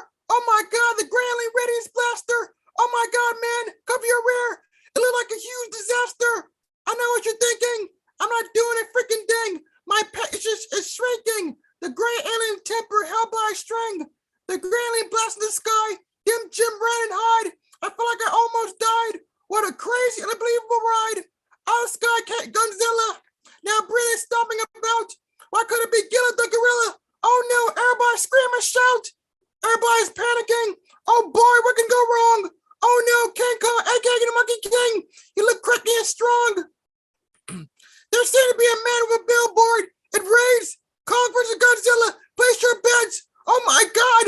Sorry. Oh my God, people are coming in herds.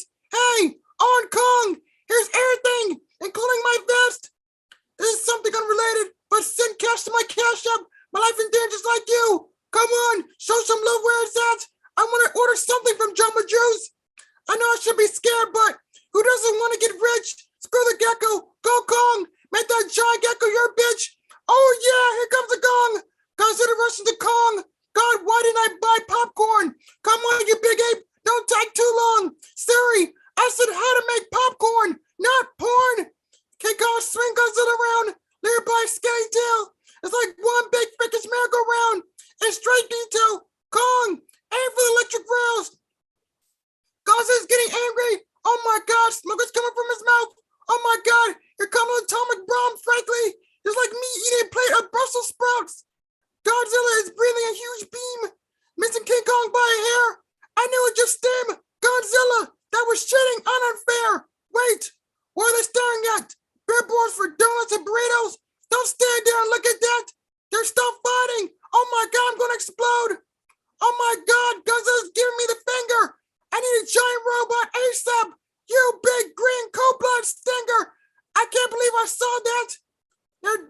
Now they're holding hands.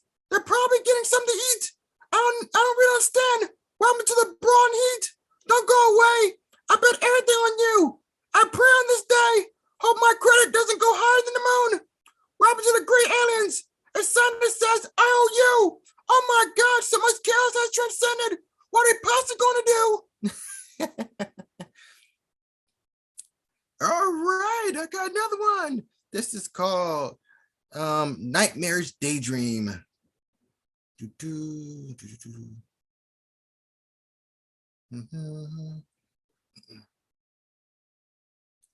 Oh my God, I'm so late.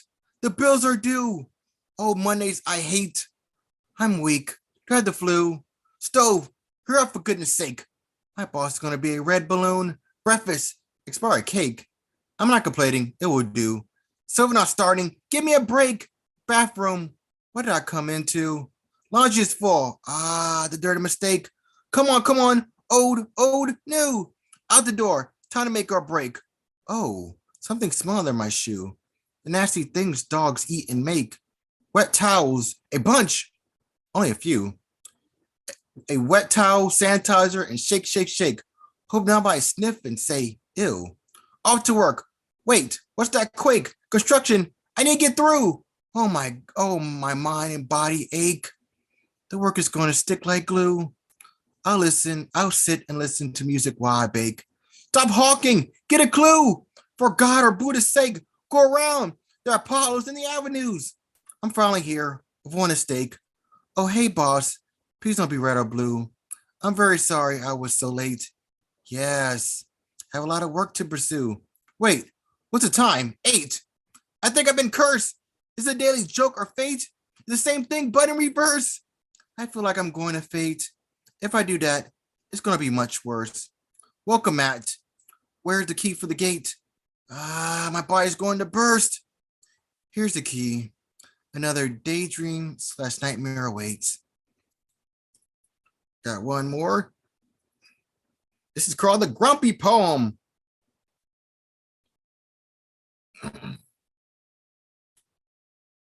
The sun is too bright.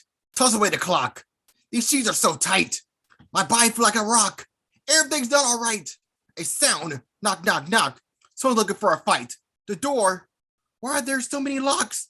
Mail. Give me that. Forget being polite. No, sir. You can kiss my buttocks.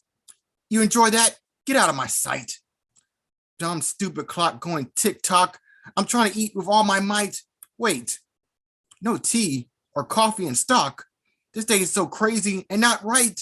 Even my stove is refusing to ignite. Time to see the boring sights. It's meh. So what? All right. Okay, despite. Why is the sky so bright and white? Why is my jacket so little and tight? Why are those kids flying stupid droids and kites? No more happy, savvy activities in my hindsight. Being grumpy is my passion and birthright. I drink the bitter bad and toss away the lights. Seeing a peaceful moment spoils my appetite. I wish I could rain down thunderstorm with spite. These sunshine flowers and butterflies really bite. I love pure darkness than boring pale white. I love taking out the bulbs in everyone's lights. I love seeing fights, firefights, and bullfights. I love seeing fireworks at the dead of midnight. Why am I so crabby, grouchy, and uptight? Why should I tell you? Have a grumpy good night. Thank you. That's a great. Have a grumpy good night. Great laugh, man. So Ed, what's going on? You got anything coming up you'd like to promote? Oh, sure. Me and Finn Bell, aka Trisha, are having our movie night. We're featuring 50 Dates and the Breakfast Club. So it's at 8:45 p.m. and I'm gonna share the link. And don't you forget about me. Don't you forget about me. Please come on by. When you walk this way, brag a big popcorn and a big gulp of drinks and have some fun. Awesome, man. It's a great commercial. You got to clip that to promote the movie nights. Dig it. Ed Poetastic, everyone. Go check it out.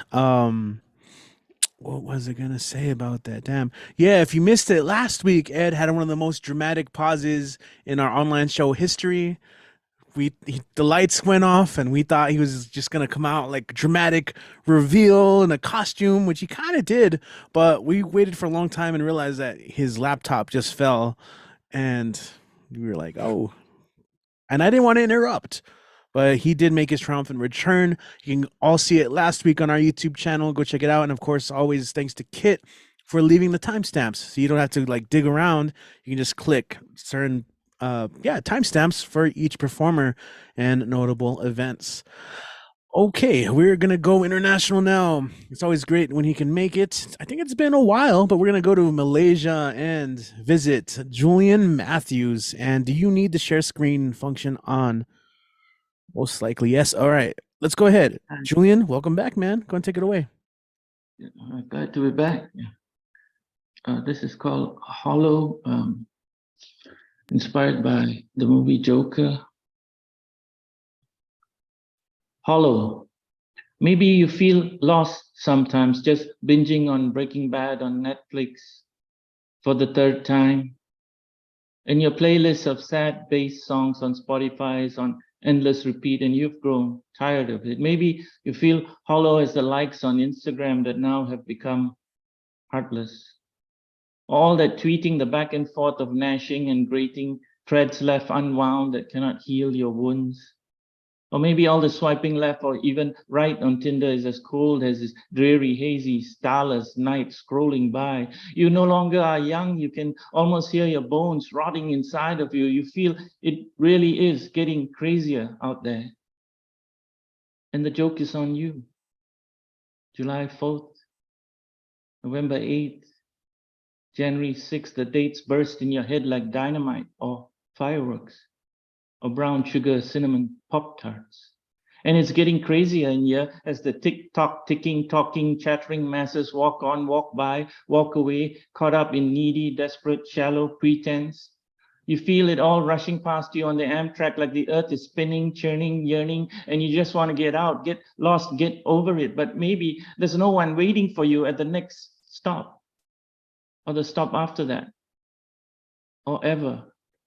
And when you finally get off, it's dark, dank, dead, and you can smell the urine in every corner, and you can hear the rats padding nearby, and the screeching, squeaking, snitching noise inside your head hurts as the train pulls away like nails on a chalkboard. And you look over your shoulder just like you've been trained, wary, weary, wired, sometimes not even caring anymore, not wanting to be alone here again, just wishing someone, anyone would show up just for you and make all this aching inside end. Yeah, thank you. Oh, one more. Get this right. Yeah.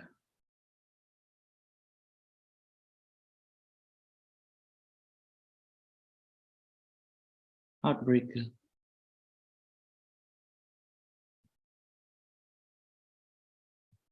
Who came up with the idea that the heart can be broken anyway, as if the heart were made of glass, as if the heart is so fragile timber, as if tender, as if the heart is anything but the very container of life itself. You know that the brain and mind are separate. One is the physical thing, like Einstein's in a jar, and the other amorphous, mathematical, rational, sensible. The mind is for complex thinking, creative endeavors, and decision sorter, the memory maker, the cerebral idea generator, the synthesizer, and the soul, they say, is all spiritual, everlasting, immortal, the God essence. But why does the heart get such a bad rap? No respect, such shallow disregard. It can be crushed, shattered, battered, tattered, as if it was silken and soft, as if it were fragile, as if it was frail and feeble, as if it were eggshell brittle. The heart isn't doe-eyed. It's hawk-eyed. Its instincts are razor sharp, talon deep. The heart did its 10,000 steps in your sleep. It has a memory bigger than any elephant's. It makes judgment calls far beyond the supposedly genius monkey mind, yet you elevate soul over heart when it is heart that stitches souls. It is the sower of thought, the reaper of emotions, the mother of all souls. The heart is soul gripper, mind ripper. The heart connects the conscious to the unconscious. It separates your mental state from the church of the cerebrum. It cleaves open and channels the stuff of creativity from beyond. It always has. From the third week of your conception, when it started beating on its own without your prompting, or your mother's. Yes, the heart is inside you, sometimes hurts, it pines for missing affection and lost loves. It gropes in the dark when blinded, it aches when you are unseen. It cries out when dreams are silenced. It screams when you are ignored, dissed, condemned, muted for just being you, who you are. But the heart is also the constant pounding fist in your chest, the iron pump within the core circulator, the power beat maker, the life blood baker, your 4-chamber rhythmic orchestra, your muscle cardio pacer, your ever woke agitator, your coronary sent from the future terminator, your most consistent mover and shaker, the strong silent giver that never forsakes thee. Even when the last line in your sonnet was all at sea, your heart never breaks. It rebounds and retakes. It isn't some weak withering flower, some twithering bluebird, some silly romantic luster. It's a diamond buster. Your unshakable superpower. Your heart is your unbreakable hero, your unshakable superpower. Your mind has a mind of its own. It wanders. Your soul is only concerned of your afterlife. Your heart is here and now. It cares. It beats only for you and you alone. Believe in it because it still believes in you. Thank you. Julian, thank you. Love that. Great reading, great poetry, and I love the reading of it. I really love something I've seen. I hadn't seen a whole lot, but like the rhythmic nature of it. You had some stuff there that you were doing that was really cool. But so heavy, beautiful things. And I know you have your link tree, right? Link tree, Julian Matthews, and there you can find all the links to end all links. Face your social media performances. So thank you so much, Julian. Thanks for joining us. Yes, I went ahead and posted it already on the YouTube chat. By the way, shout out to Grown Man Speed. He's there on YouTube. He was giving a shout out to Ed earlier, and shout out to Sandy. She's really loving it. Grown Man Speed's putting hundreds in the chat for you guys. So yeah, I just shared the link. If you're not already following Julian, you can check out his social media and past recordings of awesome performances from the past as well. Whew. Oh man, that heart piece. There's always some good ones there. You know what? That reminded me of Flight of the Conchords. I don't know if you guys are familiar with them, but they say in one of their songs, "You can't break my heart. It's liquid. It melted when I met you." And I'm like, all right, I see you, fam. All right. I know it's the cheesiest thing ever, which is why I remember it and say it all the time. Okay, then let's go ahead and keep going. We're going to come back and go back to the West Coast US and visit San Francisco, where we have Tanish in the house. Tanish signed up, so I'm always happy you get a chance to make it on. How you doing tonight? What's up? Doing good. How are you? Okay. Yeah, I'm great. Thank you. Yeah, no problem. I lost my page. I was gonna read one, but I think I'm just gonna read the one I read today at the New York. Maybe I can do it a little bit better here, since it'll be the second time I'm reading it ever. In soccer conditioning in high school during team sprints, we were only as fast as our slowest player. If they didn't cross the line in time, we all had to run more so the fastest player would take the slowest player's hand, and you'd watch and wonder as the slowest one suddenly sprouted springs for legs and trailed a bit, but passed you jumping in stride. During my time, I had both the fastest. I had been both the fastest and the slowest at different points, and there's a special kind of humility required for each, and even more perhaps if you've been both. And I know we are a society that worships social decay on display, a capitalist hierarchy on screen, overseas, outside, on sidewalks and bars and cubicles as white as cuticles. But if you climb high enough to glean the penthouse, don't lose your soul on the way up.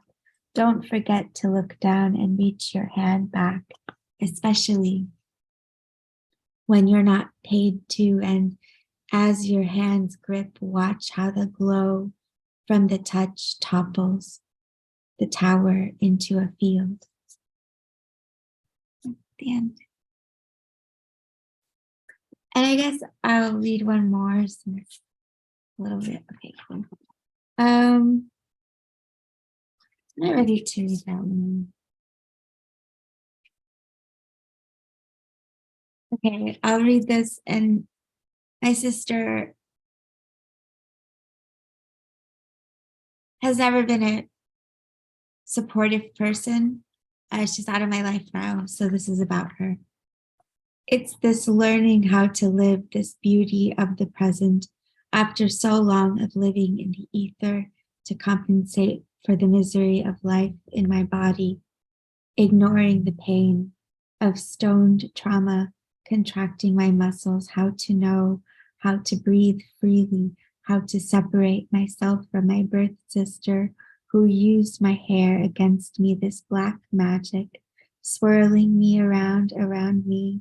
What I have is my spine, my morals, my earth, emotions in a world where I'm not allowed to have anything, let alone authority over my own feelings.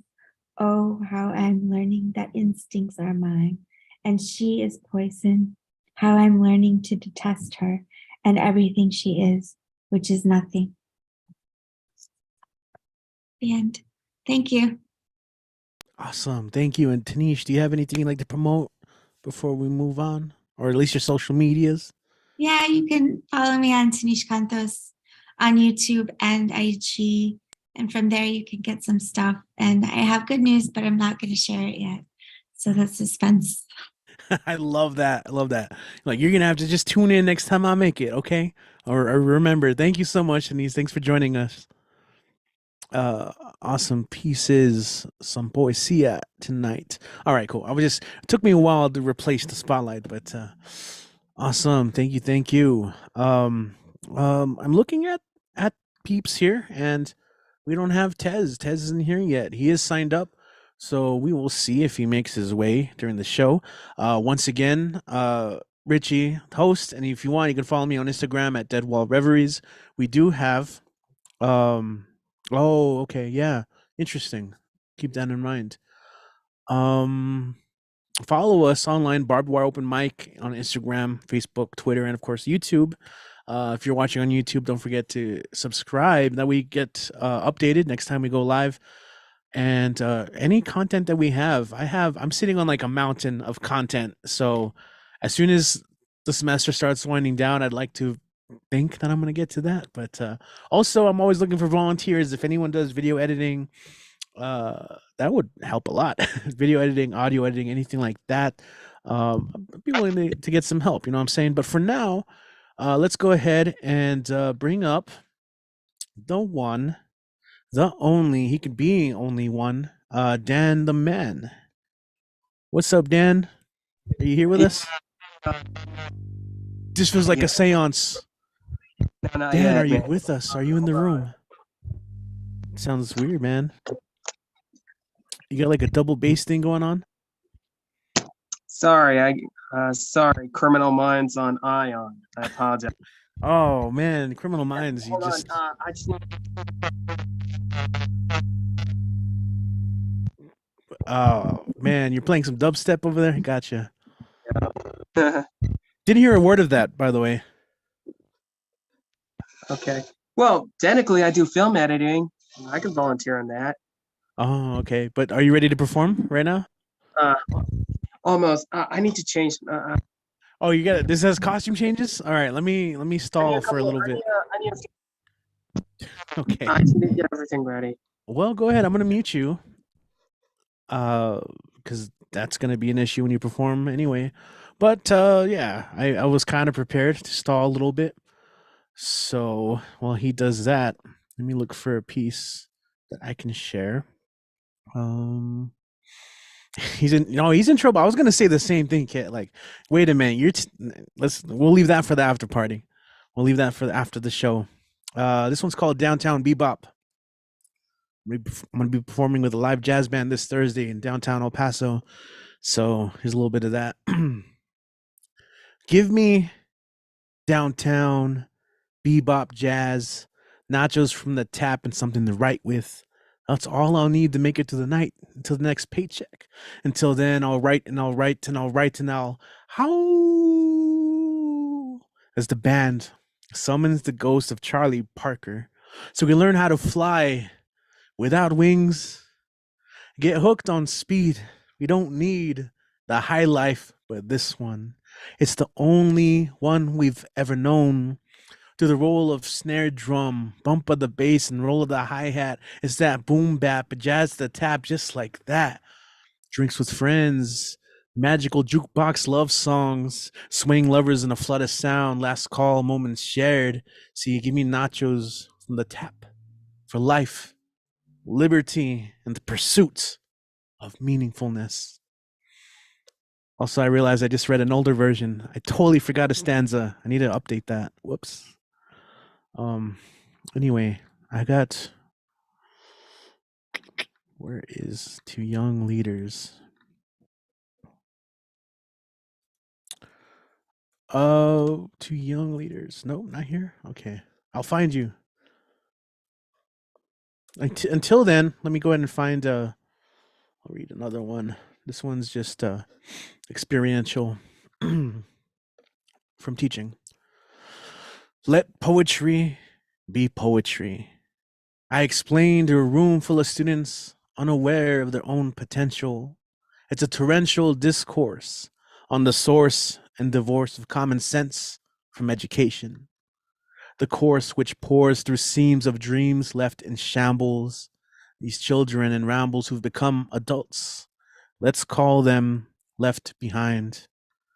Come on in if you're willing to listen. We won't have to tell the world the moon is shining when I can guide you with the glint of light on broken glass. In the lunchroom, people come and go, speaking of who you have to know. My heart blossomed in enthusiasm the instant I the word galaxy uttered the next table over during my office hours, held casually in the school cafeteria. They were just talking about a phone.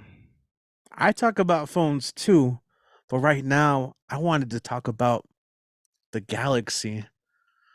Clumsy guitar chords are strummed in a chord in the air, transform into magical Louis Bonfa melodies in the hazy red-eye underbelly of my distant reality, just in time to see the futility in eternity.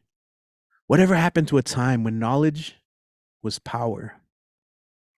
And books were passports to the uncharted territories of passion and the imagination, to send that sensation of unsent incendiary letters into the better but unbet deflector sector of not so silent specters. Because this is the kind of stuff that haunts you when people tend to look a lot more like shadows than they do people. It's feeble. Just shut up and write, I tell myself, as the golden cosmos, perennials, planted along campus, shake off the dew of a recent rain, a desert blessing. The wind howls along to the rhythm echoing in my mind. Right, right, right, right, right, edit, edit, delete, delete, delete, repeat, repeat. All right. Yeah, I'm still working on the ending of that one. All right, one more, and I think maybe Dan will be ready. Yeah, one more. This one's called To Young Leaders. I hope it's the right version. I should really label these. To young leaders, let your mind be a sponge to soak up endless stories and songs, because the future belongs to those who are curious and creative. So be curious and creative, but most of all, listen. Step 1, be you.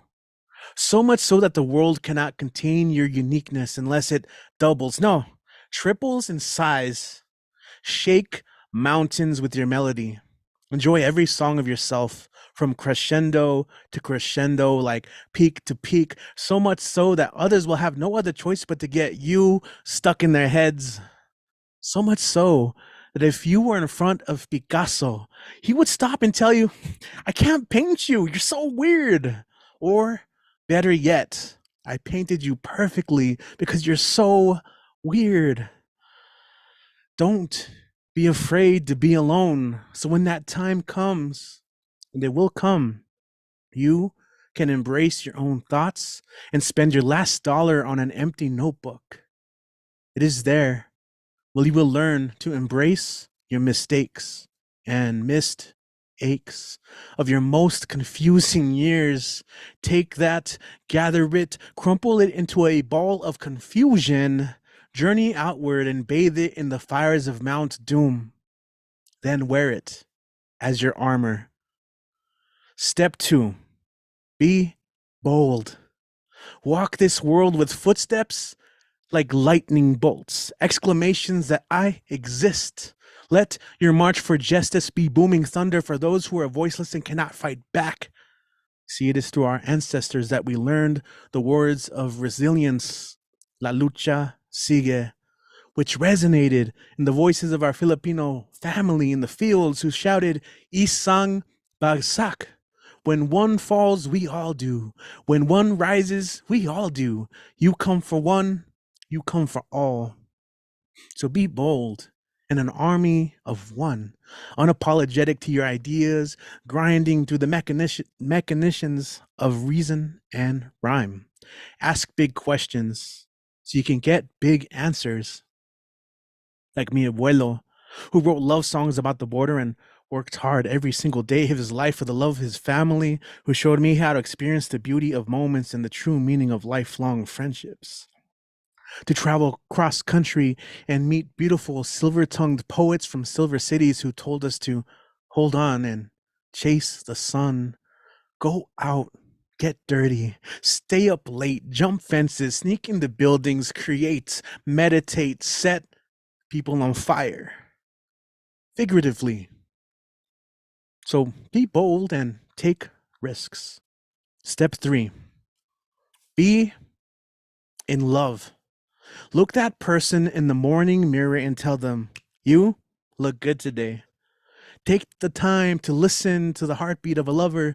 Make sure that you forget that time exists, especially when you're deep in each other's bodies and the wind is a howling giant along the border. Take that one angry, bitter person and disarm them with compassion. Don't waste your time on nonsensical arguments that bring each other down, because the best way to stop bridges from burning is to let it all become water underneath. Take that love and compassion, wear it on your sleeve and make it your anthem. Be in love with nature, with stories, with knowledge, with home, with your mind, with your body, with the world. To young leaders, be you, be bold, and be in love. Oh, and one last thing. Here's the microphone. Come and take it. Cool. That's it for that one.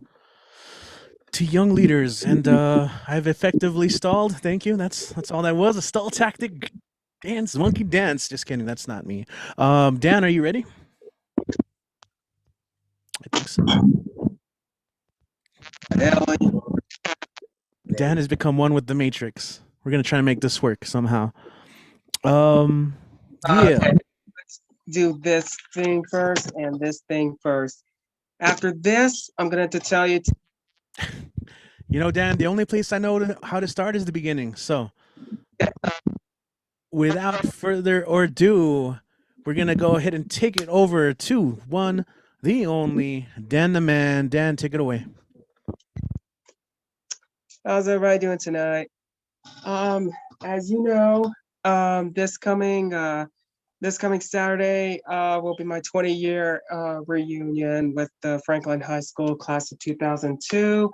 This is my Franklin High School 20 years ago of my, yeah, thank you, kid. Yeah, that's right. It's always go Cougars. Yep. And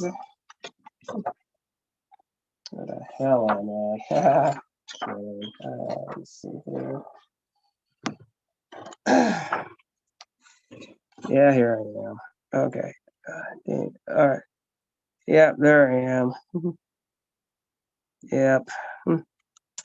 Man, I don't know how long we've been, but damn, I should have been skinnier like this, man.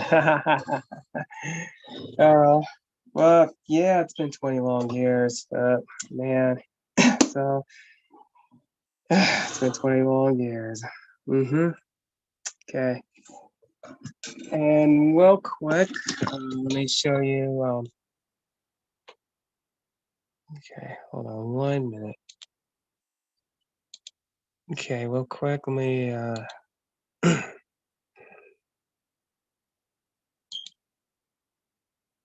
Hold on. Okay.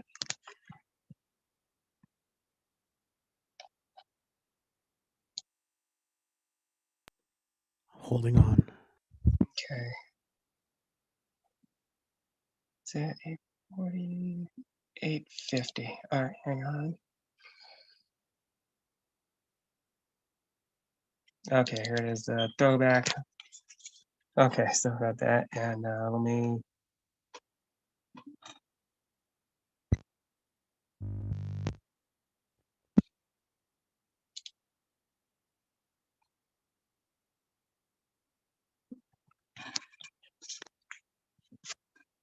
Okay, yeah, well, yeah, that's from 10 years ago, yeah. And the shirt I'm wearing, I'll show you. It's the, oh, for Pete's sake. All right, hold on a minute. Okay, give me a second. Let me, okay, let me see if I can open. I'm just trying to hurry this up, man, because I got a second one coming up for this Wednesday. Not the car, the gum. Yeah, thank you. Okay. All right, give me 1 sec. Hold on. Okay, I should be opening. Muévete, idiota. I'm sorry. What are we doing, Dan? I'm trying to open. Okay, hang on. Okay. Yeah, this is okay. This is like the whole class of 2002, and yeah, here's the cake from 10 years ago. Yeah. Yep, all the pictures right here from the 20 years ago. Yep, it's right there. And yep, there's the Cougars sign right there. Yeah, that's nice. Bye, Tanish. Yeah, there's a school. Yeah. Oh, and get this, class of 2002. That was like 20 years ago when we were the class of council. They donated this, and we created that one. It was shortly after our high school graduation, and this disappeared. And still 20 years standing, 2 long decades. Yeah. It's so nice, class of 2002. Yeah. Okay, forgive me if it's mirror. Mine's mirror side. What the hell's going on here? I don't know what's going on here. You're fine, Dan. You're fine.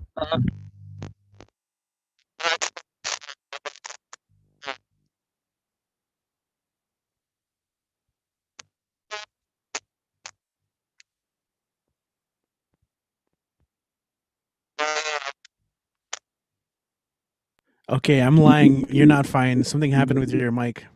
My bad.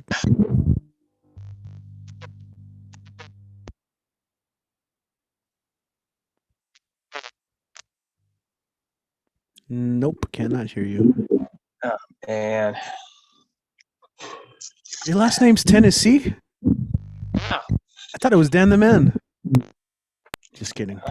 Dan the Man, Tennessee. Yeah. Can you still hear me? Yeah. Yes. Yeah.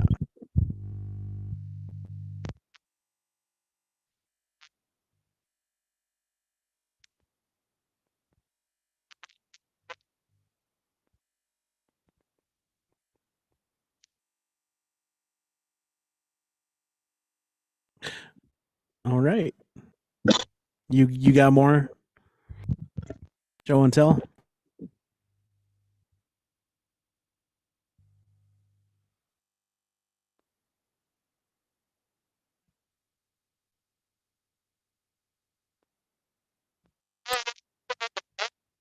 Oh yeah, your mic's not working, man.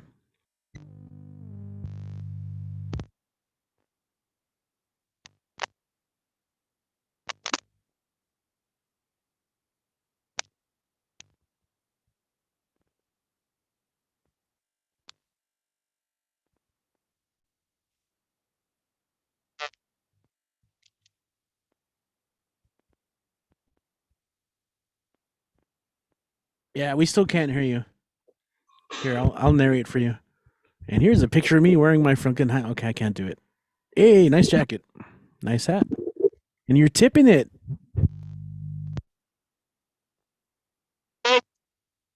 Nah, I still can't hear you.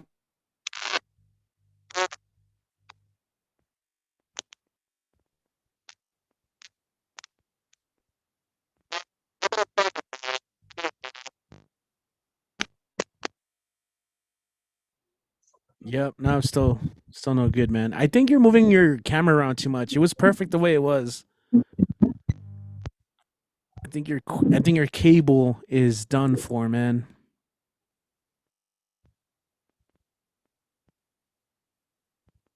Yay, Dan's desk.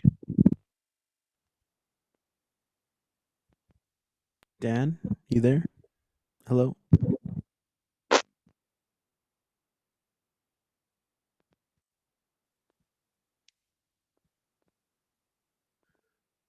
I think no, still nothing. While we figure out your desk situation, I want to give a shout out to Luisa on YouTube. What is up? Good to see you. Good to see you. Yeah, you showed up at a weird time. There is an open mic, and that's Dan's Can desk. you hear me? Can you Yeah, still hear a me? little bit better. Okay. Sorry about that. I had to wear the mic. I do apologize. So, all right, here it is. Yep, there's my Leatherman jacket. Yeah, it was nice.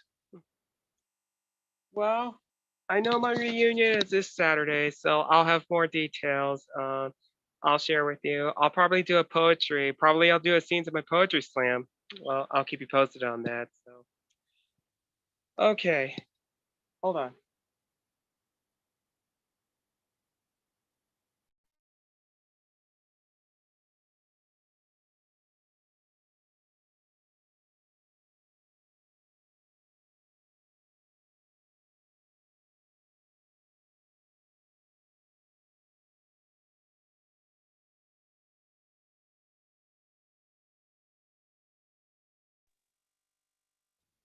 Okay, you still here? Okay. I'm gonna do a child's calendar, child's talent calendar by John Updike. Here we go. November to remember. November, a strip and shapely maple grieves the loss of her departed leaves. The ground is hard and hard as stone. The years is old. The birds are flown. And yet the world nevertheless displays a certain loveliness A beauty of the bone, tall God must see our souls this way and nod. Give thanks, we do, each in his places around the table during grace. November to remember. November, child's calendar.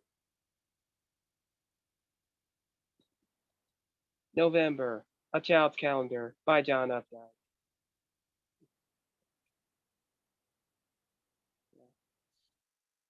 Okay, Richie, go ahead and introduce me, and I'm gonna make this fast. I got this one ready. I already introduced you, man. It's All right. For those who were not paying attention earlier, let's go ahead and make room for Dan the Man. Thank you, Richie. Has everybody heard of this? Is this folk Americana roots indie singer, songwriter, recording artist, Grammy nominated lead singer of his band right here in El Paso, and he's also a friend of ours. He's also a friend to BWOMS, a friend to the 306. We know him, Richie and I. We knew him very well. Yep. And his name is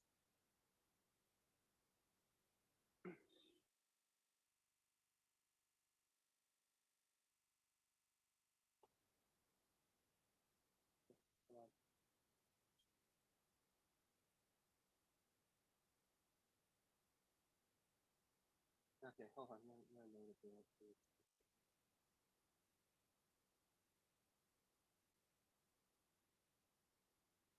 Damian Wild.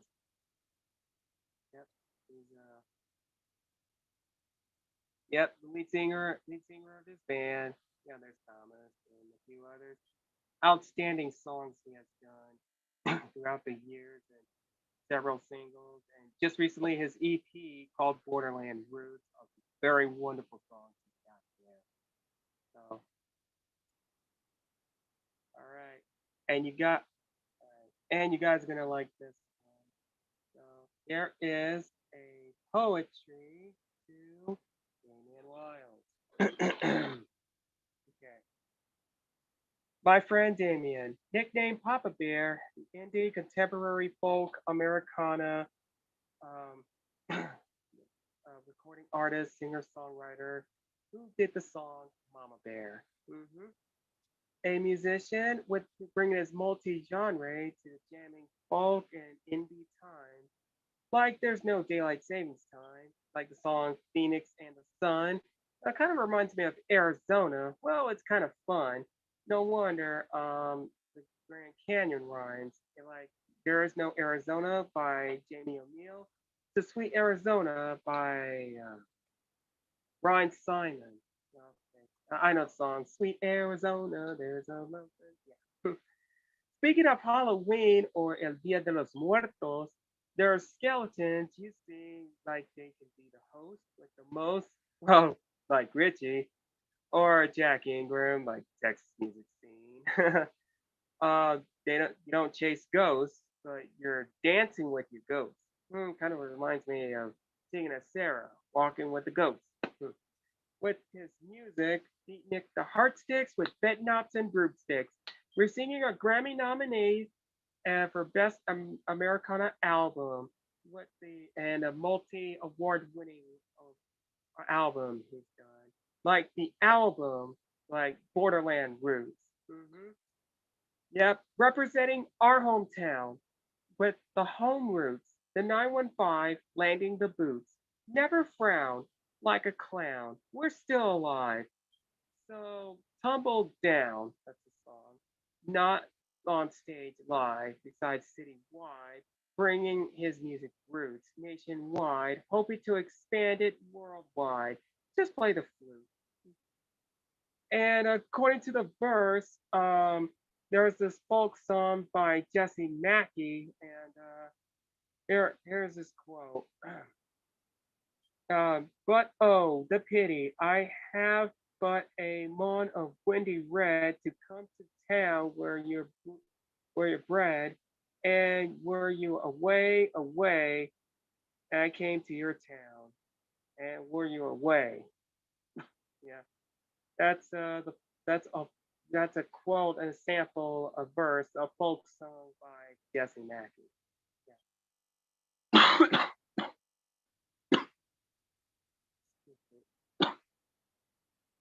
I need to drink water. Oh, hold on. Damien, my friend, you have the Americana holding the bandana like from Montana and California or Florida, but bringing the folk roots like from the Lone Star State to whatever United States. But it's got the indie and the making it a long goodbye with a joyful hello. But you got the indie lullaby, but I think it's time to go. Yeah, goodbye and hello. Kind of like the lines of the song. Keep up what you do best, representing our hometown with the indie of anything and the folk of melody. That the music you bring, the dancing boots to the 915. We sing this song on stage live. And according to you, Borderland Roots. Yes, right. That does represent our hometown. Always El Paso strong. Never go wrong. See you later, Damien, nicknamed Papa Bear, the indie contemporary folk Americana recording artist, singer songwriter, singing Mama Bear. Yep, hope all is well.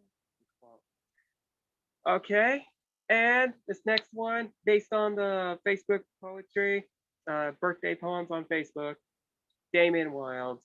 Well, also nicknamed Papa Bear, like this.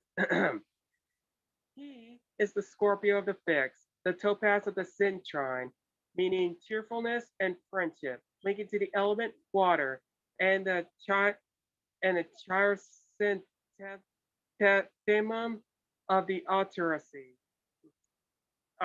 Yeah, it's the month of the flower of November. It's because his birthday is on the 9th day in the 11th month in the year classified. Okay, let me rephrase this again. It's because his birthday is on the 9th day of the 11th month in the year classified. Born and raised in El Paso, Texas. Yes, El Paso strong. And yes, our borderland roots. To his successful rise to fame as a folk Americana, Grammy nominated recording Academy member, recording artist, singer songwriter, lead singer of his band, he signifies a thriving scholar full of drive for success. He is a devoted husband to his wife, Rachel. His favorite color, black. Black cat to a black rose to a gemstone called black onyx and a space vortex called a black hole, like a galaxy black hole, you know what I mean? Or kind of like Black Hole Sun by Soundgarden. And this color reminds me of 3 songs. Blue on Black by Kenny Wayne Shepherd / Five Figure Death Punch, Black Betty by Spider Bet, Graham Jam, and Black Summer by Red Hot Chili Peppers. He symbolizes sympathy, faith, independence, intelligence, team player, wisdom, expressions, prestige, formality, compositions, elegance, mysterious, creativity, safekeeping, complexity, flexibility, portrait, faith, friendship, and family. Damien, my friend, here's to another year of experience. Keep up on what you do best as an award-winning, Grammy-nominated recording artist, lead singer of your band. That's right, your recent album, Borderland Roots, representing our hometown of the 915. Wishing you all the best in your bright future endeavors. Best to your bandmates. Hope all is well. Okay. What you guys think?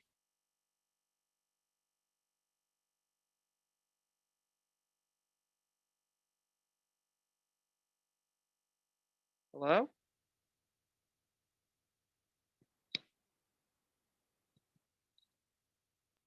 We're all clapping on our Zoom screens, Dan. Thank you. Don't forget my 40th birthday tribute to Damien Wilds this Wednesday.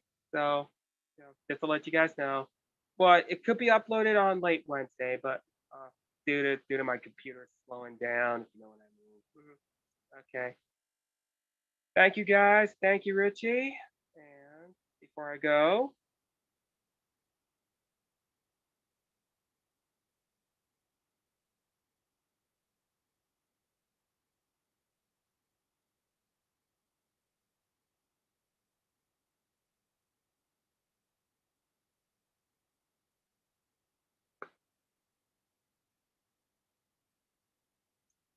all right, here it is. Read it and weep it.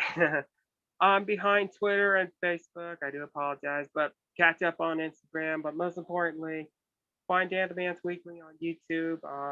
Just search the title and watch it, and subscribe to my channel. Don't forget the hashtag Dan the Man's Weekly.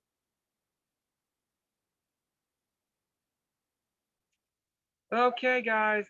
Well, y'all have a safe and happy November to remember. And don't forget, this Friday is Veterans Day. So happy Veterans Day and salute to all the veterans out there. We thank them for their service.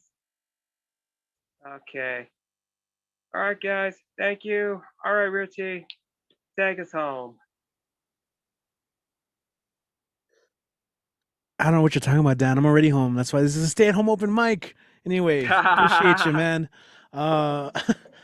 Thank you, Richie. Yeah, check it out, Dan the Man. You don't even have to check out his show because this is the Dan show. You know what I'm saying? Get the whole segment at the end of the show. Pretty much a whole episode's worth. Yo, this is our Monday night open mic. Shout out to everyone who read. If you missed them, you can go and rewind all the way back to the beginning. This will be posted online as part of our episodes. I believe this is episode 128, more or less around that area.